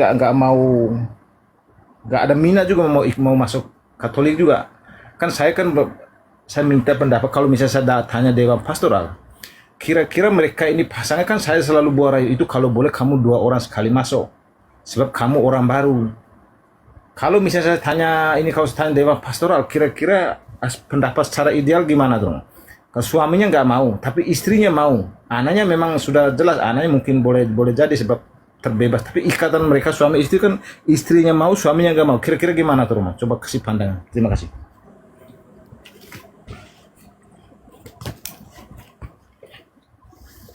Kalau dari semangat dokumen Vatikan kedua itu ditolak kita ya, maka Abang Meloredo tetap berpijak pada katekismus dan dokumen Konsili Vatikan kedua. Apalagi kalau kita kemudian sebagai penginjil ya, kita mau menginjili, jangan lupa untuk selalu merujuk pada katekismus Gereja Katolik yang sudah menjadi kompendium dari ajaran Gereja Katolik yang sistematik. Itu sudah merangkum semua penafsiran Alkitab dalam terang tradisi suci dan magisterium gereja. Itu semua komplit ada di katekismus gereja. Jadi cek lagi berkaitan dengan hal-hal itu di katekismus gereja, dalam misalnya kita ketika mengajarkan soal kebenaran iman dan moral ajaran resmi Gereja Katolik. Nah ini penting, saya sempat membuat satu video juga berkaitan dengan itu supaya kita tidak asal comot ayat, jatuh-jatuh lagi seperti saudara-saudari kita yang terpisah itu, dan menjelaskan ayat-ayat itu di luar konteks tradisi suci dan pengajaran resmi Gereja Katolik. Nah berkaitan dengan kasus ini, misalnya suaminya belum mau terbuka hatinya untuk menerima iman Katolik, tidak boleh dipaksakan. Tidak boleh dipaksakan. Karena dalam semangat Vatikan kedua, kita menghargai kebebasan orang untuk menganut agama dan keyakinannya. Kebenaran Injil, kebenaran iman Katolik, Gereja Katolik memang perlu disampaikan. Tetapi jika orang belum mau membuka hatinya untuk menerimanya, tidak ada mekanisme dalam tanda kutip pemaksaan baik secara halus maupun secara kasar. Secara halus, contoh bagi sembako untuk menarik orang supaya menjadi Katolik, itu tidak benar. Jelas itu tidak benar. Gereja Katolik membangun rumah sakit, membangun lembaga-lembaga amal bukan pertama-tama untuk menginjili orang, menjadikan orang Katolik. Bukan.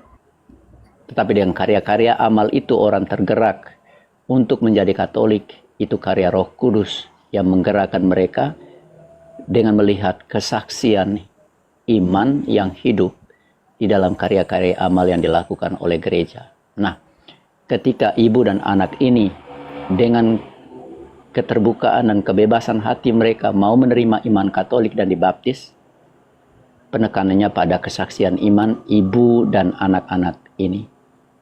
Bahwa Roh Kudus bisa berkarya melalui diri mereka untuk menggerakkan Bapa ini supaya terbuka hatinya untuk menerima iman Katolik. Entah saatnya kapan, hanya Tuhan yang tahu. Jadi Abang Miloredo tidak perlu bergerak terlalu jauh, apalagi kemudian dalam tanda kutip berkonfrontasi langsung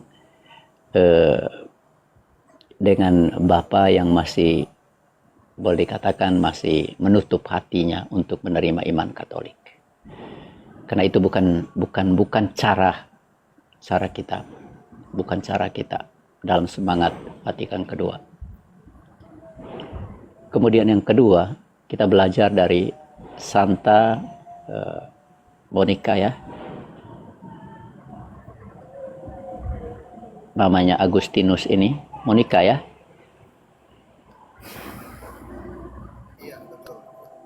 Mamanya Agustinus, Monica dan Patricius suaminya.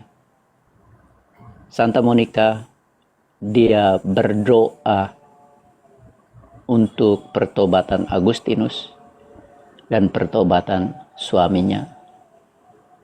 Dan doa dari Santa Monica terjawab.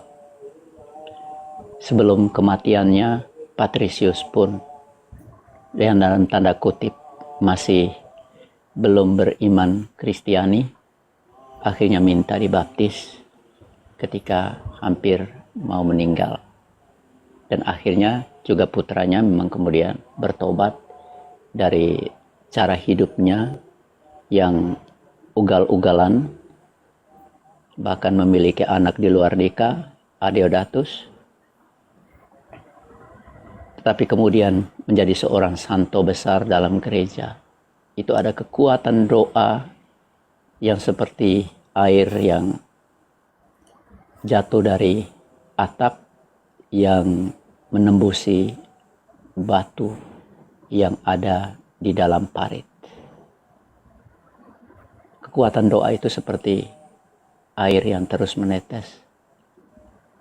Kalau batu saja bisa lubang, apalagi hati manusia.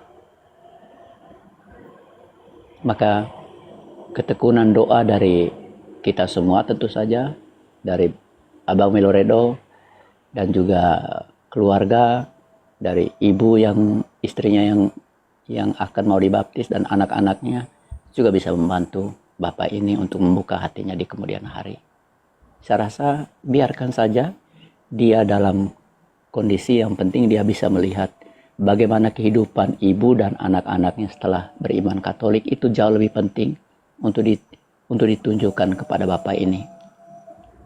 Itu yang jauh lebih penting. Itu akan mengubah dia menerima iman Katoliknya dengan hati yang utuh. Dengan hati yang utuh tanpa ada unsur keterpaksaan. Begitu. Itu saja mungkin dari saya, hanya seperti itu tanggapan. Oke Roma, terima kasih jawabannya. Saya lebih spesifik, maksud saya kan tadi kan begini Roma. Sebab belajar bangun dari pengalaman yang lama dulu, 5 tahun dulu, itu yang terpecah bagi dua, yang 9 orang yang masih di Protestan, karena saya pernah 5 tahun di gereja Protestan. 9 orang ikut saya ke gereja Katolik, itu berpasangan suami istri atas kerelaan dan tidak ada keberatan antara satu pihak, semuanya berpasangan, hanya ganjil satu orang yang bujang. Itu sama-sama setuju, jadi nggak ada problem. Tapi yang sekarang ini kan mereka belum baptis, baru belajar, baru start. Ini kan nanti kan mereka mesti masuk kurikulum baru setelah pasca ini. Itu yang maksud saya. Yang maksud saya bertanya begini Romo, Kalau sekiranya secara ideal, memang saya akan bertanya kepada Dewan Paroki dan Pastor Paroki, Father Paroki. Cuma saya mau tanya lebih awal, idealnya secara umumnya itu kan gereja Katolik kan berlaku sama. Kalau sekiranya itu gereja Katolik biasanya tidak izin, kalau mereka baru, mereka ada problem, artinya istrinya itu, ya saya nggak usah capek-capek mengajar, kan begitu, anaknya aja. Tapi kalau misal kata gereja Katolik memang secara ideal boleh mengizinkan belajar, nanti kan kalau buka kurikulum baru saya akan masuk secara resmi ada pengajar khusus di paroki untuk mengajar IKD itu. Sebab dari dulu mereka mau ikut, hari saya mau ikut, jadi saya nggak mau, saya cuma mau nginjil di luar aja, kan begitu. Cuman karena saya mau nanya, kalau memang itu gereja Katolik secara ideal mengizinkan itu, walaupun dia cuma satu pihak, istrinya yang mau menjadi Katolik ikut belajar, jadi dia teruskan. Tapi kalau misalnya secara ideal gereja Katolik, wah itu kalau suaminya nggak mau, nggak usah capek-capek, kan begitu ya. Artinya supaya biarkan istrinya nggak usah, anaknya aja, kan begitu maksud saya bertanya. Gitu Romo. Terima kasih. Pertanyaan semakin spesifik ya, saya jawab pun spesifik. Praktik yang saya buat ketika masih jadi pastor paroki, bahwa ada yang suaminya masih menjadi Islam, kemudian istrinya mau masuk jadi Katolik, dia ikut belajar, diizinkan untuk belajar, dia dibaptis juga meskipun suaminya masih sebagai seorang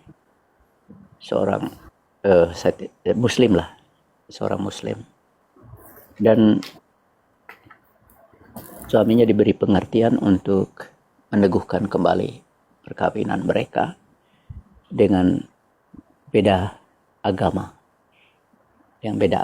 terlebih dahulu.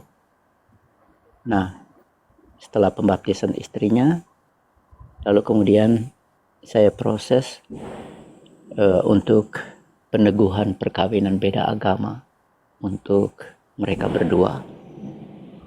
Nah, tentu saja dengan istrinya membuat, ya saya yang membuat istrinya yang tanda tangan surat permohonan kepada ordinaris wilayah, kepada keuskupan untuk meminta dispensasi beda agama dengan syarat yang tentu saja harus dipatuhi oleh istrinya yang Katolik ini, bahwa dia akan berjanji untuk mempertahankan iman Katoliknya di dalam kehidupan perkawinan dengan dua keyakinan yang berbeda ini.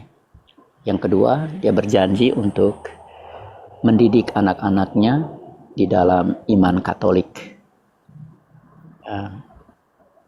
Surat dan perjanjiannya itu dikirimkan ke keuskupan, dan tidak lama, 2 minggu, keuskupan memberikan jawaban untuk memberikan dispensasi pernikahan beda agama untuk istrinya ini, dan mereka kemudian diteguhkan beda agama dalam sebuah ibadat tidak misa, ibadat peneguhan perkawinan beda agama. Setelah itu kan istrinya kan bisa menerima sakramen Ekaristi. Itu kadang-kadang kan kendalanya di situ. Kalau tidak langsung dengan peneguhan perkawinan beda agama, pihak yang sudah jadi Katolik ini terkendala juga untuk menerima sakramen Ekaristi, menerima komuni dalam misa gitu. Sehingga memang diusahakan setelah pembaptisannya langsung dengan proses peneguhan perkawinan beda agama. Nah, bagaimana ceritanya dalam perjalanan sejauh inilah kasus, ada 3 kasus di tempat saya dulu yang saya urus untuk pernikahan semacam itu. Yang kasus yang seperti tadi yang Abang Meredo sampaikan itu satu pasang. Memang dua-duanya Muslim, tapi ibu mau masuk Katolik dengan anak-anaknya, tapi bapaknya belum kata dia belum ngeh gitu kan. Akhirnya kemudian dalam perjalanan setelah diteguhkan, dia tetap mengantar istrinya. Kalau mau misah, diojekin. Dan dia tetap berpuasa juga. Anak-anaknya juga dengan istrinya mendukung puasa suaminya, mengingatkan suaminya untuk sholat. Itu yang terjadi. Dalam perjalanan entah kemudian kalau dia terbuka untuk menerima iman Katolik, ya tinggal pada saat pembaptisan suaminya itu langsung otomatis perkawinan mereka menjadi sakramental. Perkawinan beda agama mereka itu menjadi sakramental oleh karena pembaptisan yang diterima oleh suaminya. Itu saja jawaban saya, Abang Miloredo. Semoga prinsip yang sama bisa juga diterapkan di paroki tempat Abang Miloredo. Kadang ada kebijakan pastoral mungkin yang berbeda, jadi jangan kemudian menyamakan. Kadang ada situasi-situasi khusus di situ, soal sensitivitas agama dan segala macam itu juga kadang menjadi pertimbangan paroki, pastor paroki. Jadi tidak bisa kemudian mengatakan, oh pastor yang ikut komal dengan saya di TikTok itu bilang bisa. Jangan bilang begitu. Jangan kemudian melurus-lurus ngomong bilang bisa begitu membandingkan. Nanti kembali kepada kebijakan paroki, Romo paroki di mana Abang Miloredo berdomisili saat ini. Itu saja. Oke, terima kasih. Izin bertanya Pater Marcel sama Pater Cafe.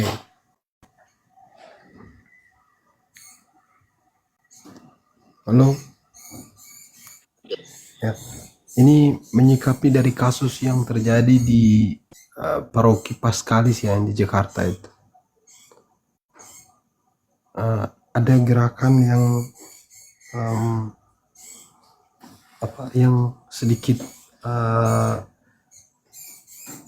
berlebihan ya, yang menuntut pastor, lupa namanya itu sepertinya ada gerakan itu yang mengikut-ngikut ya, seperti di saudara-saudara kita yang sebelah itu tanggapan kasusnya apa itu, Romo? Saya memang sempat itu ada FYP juga, lewat juga, tapi saya tidak terlalu tahu. Saya tidak akan berkomentar terlalu jauh karena saya tidak mengetahui persis apa yang terjadi, dinamika yang terjadi di paroki Paskalis. Karena ada satu video juga akunnya akun umat Katolik, umat paroki Paskalis kalau nggak salah nama akunnya itu. Iya. Dia memposting video aksi ya dalam tanda kutip demo pakai poster, di entah basement kah atau di aula kah. Iya. Nah, tapi saya kan tidak tahu persis apa yang menjadi persoalan di sana. Harapannya memang kemudian Keuskupan Agung Jakarta bisa menangani persoalan itu dengan baik, dan juga DPP dalam komunikasi dengan pastor paroki dan pihak keuskupan Agung Jakarta bisa memberikan tanggapan yang baiklah. Tapi soal gerakan semacam itu, tapi kalau saya jawab soal prinsip dalam ajaran gereja Katolik ya jelas, dalam hukum gereja itu jelas, seorang imam projo dia taat pada uskup, kemanapun dia diutus, kapanpun dia dipindahkan, dia siap angkat kaki dari situ.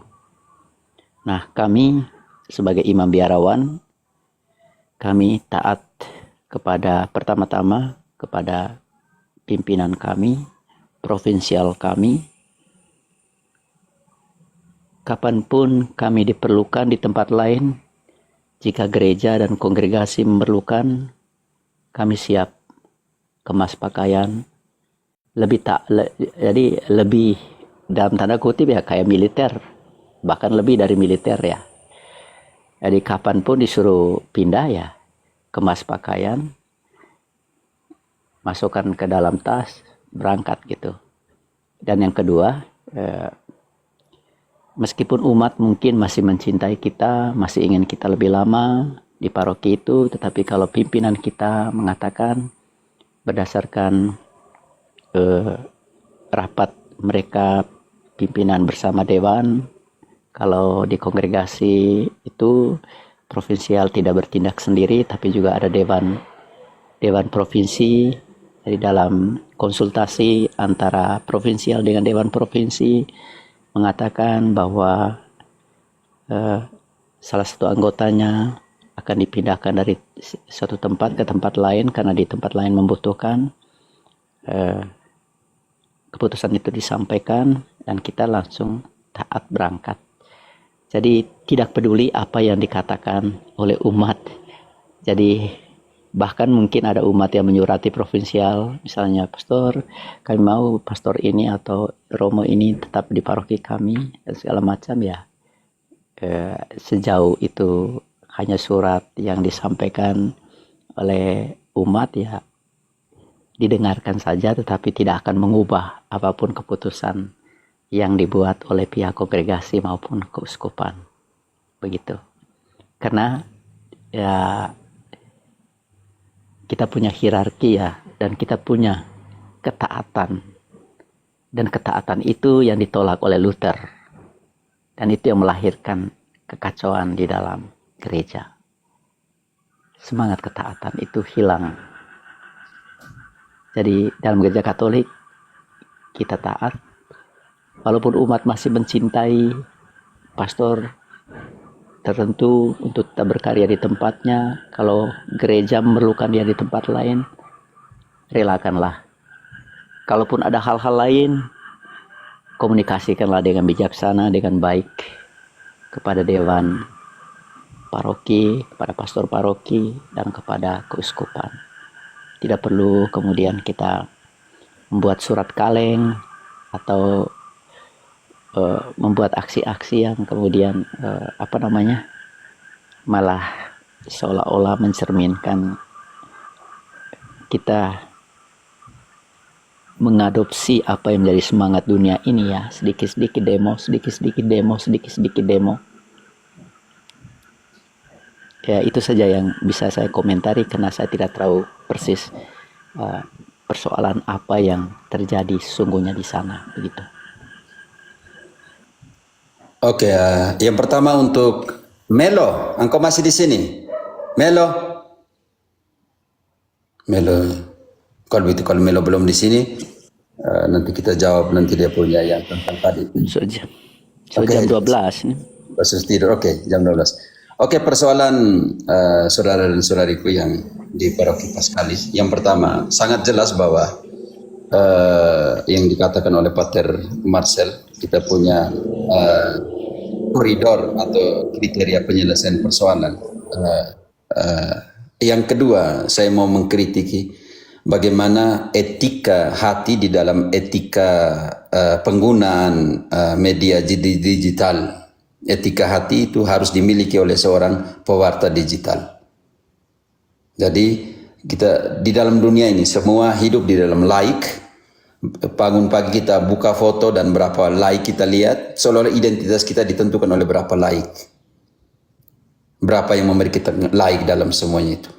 Ini saya kira penyelesaian persoalan. Lebih kepada sebuah mengatakan tentang persoalan itu adalah bagaimana kita orang Kristen menanggapi secara biblis. Sofi, engkau bantu dulu Sofi. Matius 18 dari ayat 15. Berapa Romo? Matius 18 dari 15 sampai dengan 17. Matius 18 dari ayat 15 sampai 17. Saya pikir ini teman-teman ini harus diperhatikan bagaimana penyelesaian persoalan di dalam koridor kekristenan dan biblisnya seperti apa.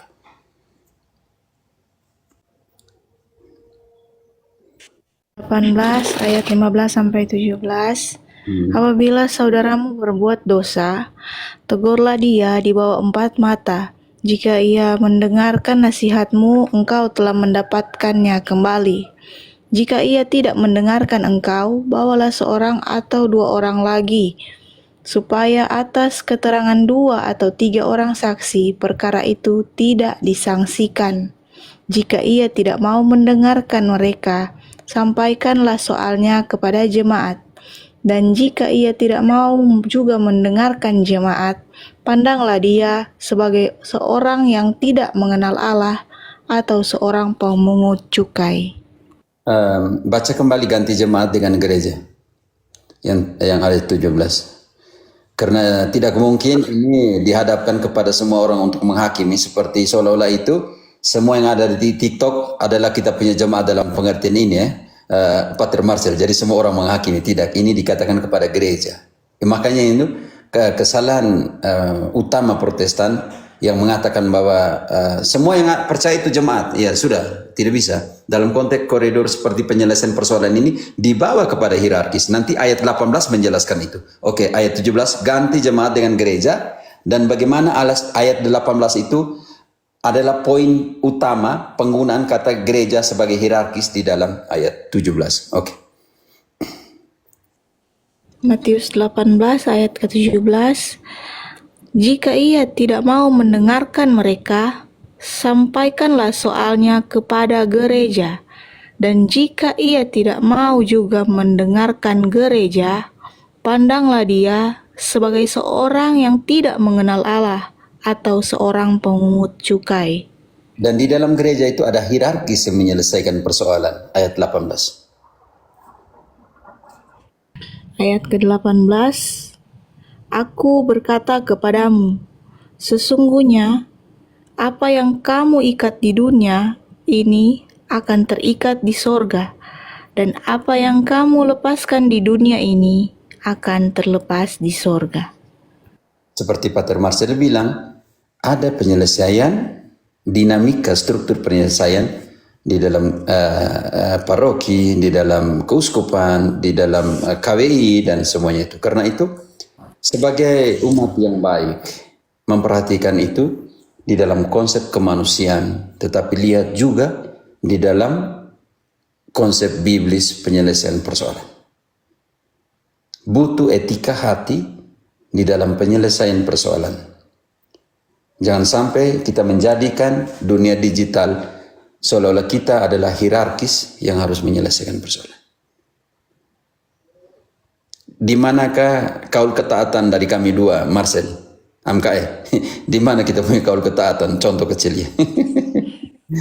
Di mana? Itu juga menjadi pertanyaan. Jadi saya pikir semoga saudara-saudari Katolik ya yang ada di sini lebih berhati Injil. Injil katakan tegurlah dia dengan 4 mata. Tegurlah dia, dan kalau tidak mendengarkan ada 1-2 saksi. Ya kalau tidak ada struktur hierarkis yang harus menyelesaikan persoalan itu. Ini juga menjadi panggilan untuk kita semua ya, saudara dan saudariku yang terkasih. Kalau tidak, kita punya etika itu dalam mempertanggungjawabkan iman keluar dari pengudusan Kristus dalam hati. Kalau kita mau menyelesaikan persoalan, kalau kita mempertanggungjawabkan iman kita, yang pertama harus kita buat adalah menguduskan Kristus dalam hati. 1 Petrus 3 ayat 15. Bagaimana kita mempertanggungjawab iman sebagai Katolik? Yang tadi Pater Marcel bilang, semua mau demo, sedikit-sedikit demo. Kalau begitu kita mengeluarkan Injil dari situ. Keberadaan Kristus di situ. Mempertanggungjawabkan iman dengan demo dalam pengertian ini, tapi kita lupa bahwa yang pertama harus menguduskan Kristus dalam hati. 1 Petrus 3 ayat 15. Tolong, Sofi. 1 Petrus 3 ayat ke-15. Tetapi kuduskanlah Kristus di dalam hatimu sebagai Tuhan, dan siap sedialah pada segala waktu untuk memberi pertanggungan jawab kepada tiap-tiap orang yang meminta pertanggungan jawab dari kamu tentang pengharapan yang ada padamu, tetapi haruslah dengan lemah lembut dan hormat. Apa yang terjadi di room-room kita? Semoga kita semua menjadi pengacara spiritual, mengadili orang di room kita. Kadang di room-room kita menjadikan sebagai pengadilan ya. Dalam pengertian konsep itu. Jadi bagaimana kalau tidak punya hati? dalam pengertian ini. Bagaimana kalau kita tidak punya kasih? Sebab iman itu dikerjakan oleh kasih. Standar kasih, Galatia 5 ayat 6. Tidak ada lagi yang bersunat dan tidak bersunat. Hanya iman, ini yang satu-satunya kata hanya iman di sini nih. Hanya iman yang dikerjakan oleh kasih. Makanya tanpa kasih iman tidak berguna. Galatia 5 ayat 6. Sebab bagi orang-orang yang ada di dalam Kristus Yesus, hal bersunat atau tidak bersunat tidak mempunyai sesuatu arti, hanya iman yang bekerja oleh kasih. Siapa yang mengerjakan iman? Sofi. Siapa yang mengerjakan iman? Orang-orang, Romo. Tidak di situ. Orang-orang. Siapa yang mengerjakan iman? Galatia 5 ayat 6 tadi. Baca kembali. Sofi ini. Hanya iman yang dikerjakan oleh kasih, Romo. berarti siapa yang mengerjakan iman? Kasih. Kasih itu apa? Paulus omong yang sama. 1 Korintus 13 mulai dari ayat 4. Katolik standar kasih di dalam penyelesaian persoalan penting sekali. Dan ingat, hanya iman yang dikerjakan oleh kasih. Dan apa itu kasih? 1 Korintus 13 ayat 4 selanjutnya. Korintus 13 ayat keempat. Kasih itu sabar, kasih itu murah hati, ia tidak cemburu, ia tidak memegahkan diri dan tidak sombong. Lanjut. Sure. Ia tidak melakukan yang tidak sopan dan tidak mencari keuntungan diri sendiri. Ia tidak pemarah dan tidak menyimpan kesalahan orang lain. Lanjut. Ayat 6. Sampai 10 ada standar, oke. Ia tidak bersukacita karena ketidakadilan, tetapi karena kebenaran. Ia menutupi segala sesuatu, percaya segala sesuatu, mengharapkan segala sesuatu, sabar menanggung segala sesuatu. Ayat 15 ya, sampai ada 15 kriteria, sabar menanggung segala sesuatu. Lanjut. Ayat ke-8, kasih tidak berkesudahan, nubuat akan berakhir, bahasa roh akan berhenti, pengetahuan akan lenyap. Tetapi Ayat 9, sebab pengetahuan kita tidak lengkap dan nubuat kita tidak sempurna. Ayat ke-10, tetapi jika yang sempurna tiba, maka yang tidak sempurna itu akan lenyap. Ayat 11, ketika aku kanak-kanak, aku berkata lanjut. seperti kanak-kanak. 13-nya. Langsung 13. Ayat ke-13, demikianlah tinggal ketiga hal ini, yaitu iman, pengharapan, dan kasih. Dan yang paling besar di antaranya ialah kasih. Dan dalam 1 Petrus 4 ayat 8, perbuatan kasih menutupi pelbagai dosa. Oke, dalam pengertian standar ini, jadi saya hanya harapkan bahwa etika memwartakan, berevangelisasi harus punya etika hati. Jadi etika hati itu adalah etika bagi para pewarta digital. Semuanya mau diselesaikan dalam dunia digital. Berarti bagaimana kita penghormatan kita kepada dia sebagai pribadi, lalu bagaimana kita menyerahkan penyelesaian persoalan itu kepada hierarkis, kepada gereja. Kalau tidak, kita tidak nubuat 18 Matius tidak akan terpenuhi. Barang siapa yang kamu lepaskan akan terlepas, dan kamu ikat akan terikat. Ini adalah otoritas hierarkis yang diberikan Kristus kepada mereka yang bertugas untuk menyelesaikan persoalan eklesiastik. Jadi ini saya komen seperti itu. Semoga rum-rum Katolik bukan menjadi jawaban terhadap persoalan-persoalan yang bukan kita berkompeten. Makanya kami dua Pater Marcel tidak bisa menyelesaikan yang bukan urusan kami, begitu. Dalam pengertian ada provinsial, kalau dia biarawan atau biarawati, ada juga ketaatan kedua dalam pengertian sejajar ke uskup dan juga kepada provinsial dalam status sebagai religius atau biarawati. Yang kedua tentang apa yang menjadi pikiran dari Melo, kita punya tugas untuk mewartakan. Kita tidak punya tugas untuk menambahkan orang di dalam gereja. Kita tugas bukan mencari jiwa-jiwa yang seperti yang selalu di sana. Kita bekerja, bertekun dalam pengajaran para rasul, dan Tuhanlah yang menambahkan ke dalam gerejanya dengan orang-orang yang diselamatkan. Kisah 2 ayat 47 engkau bisa sandingkan itu. Dan dalam yang lebih spesifik tema tentang satunya dari Buddha, suaminya yang istrinya dari Islam. Kalau istrinya mau jadi Kristen, engkau dan saya tidak punya hak untuk membatalkan itu, menekan itu. Dan kalau mereka punya hak dalam pengertian ini ya, mencari kebenaran dalam iman kekristenan. Tugasmu memfasilitasi konsultasi dengan Romo, menyiapkan proses bagaimana perjalanan katekumen dan lain sebagainya. Kenapa? Karena Paulus sudah menulis dalam 1 Korintus 7 ayat 14, Sofi, suami yang tidak beriman dan istri yang tidak beriman bagaimana? Oke. Korintus 7 ayat 14. Karena suami yang tidak beriman itu dikuduskan oleh istrinya, dan istri yang tidak beriman itu dikuduskan oleh suaminya.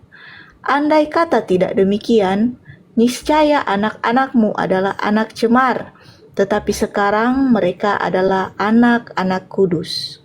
Melo, bisa mengerti? Melo Rado? Bisa. Kasihan anak-anak seperti yang Pater Marcel dari Santa Monica kepada Patricio suaminya, kepada Santo Agustinus yang hampir 30 tahun berdoa untuk dia sampai dengan pertobatan yang menjadi uskup Hippo yang besar dalam pengertian itu. Oke, jadi tugasmu itu jangan lupa ada hierarkis tempat, ordinaris tempat, ada tadi Pater Marcel sudah memberikan contoh bagaimana waktu itu jadi pastor Rocky. Jadi jangan lupa itu. Jangan engkau tutup pintu bagi mereka yang mencari keselamatan. Tapi tugasmu bukan saya menambahkan jadi orang Katolik, tidak ada seperti itu MKE. Oke, teman-teman, kita tutupkah sudah 12.30 nih ya? Oke, terima kasih Pater Marcel. Joe. Besok misa pagi ya. Mohon berkat dulu Pater. Oke, Pater Marcel kau berkat dulu. Oke, kita doa dulu ya. Ya. Mari kita hening sejenak, kita siapkan hati kita untuk berdoa. Dalam nama Bapa dan Putra dan Roh Kudus. Amin. Bapa yang kudus dan kekal, kami ucap syukur atas segala hal yang kami alami sepanjang hari ini. Semua orang yang kami jumpai, baik di dunia nyata maupun di dunia maya. Semoga apapun yang kami alami pada hari ini menjadi berkat bagi kami untuk perjalanan kami pada hari esok. Terima kasih untuk semua pengalaman baik maupun pengalaman pahit yang kami alami sepanjang hari ini. Kami mohon kiranya Engkau senantiasa menyertai kami dalam istirahat pada malam ini, dan juga untuk aktivitas dari Pater Hero pada hari ini. Dan semoga kami besok pagi boleh bangun kembali dalam keadaan sehat walafiat untuk melanjutkan tugas dan karya kami demi kemuliaan nama-Mu dan keselamatan sesama kami. Di kekayaan puji kini dan sepanjang masa. Amin. Tuhan beserta kita sekarang dan selama-lamanya. Kita sekalian dan istirahat kita pada malam ini dinaungi oleh berkat Allah yang Maha Kuasa, Bapa, Putra, dan Roh Kudus. Amin. Amin. Kobe mode, Abang Belredo. Kobe mode. Selamat malam. Tabebi. Omio. Kalau boleh mau tanya pribadi dulu, Pater Marse berjawab apa kena? Oh, saya dari Turki. Orang Turki. Turki. Turki ya? Ayo. Itu Melo dari Roda tuh. Oh, saya dulu pernah di Laja itu. Sering Iya, saya ke Roda itu. Oh ya, roda di mana tuh? Roda Mambawa, dekat Mambawa itu. Iya. Melo dari sana. Zaa mereka itu. Semua itu. Oh, dari Zaaka.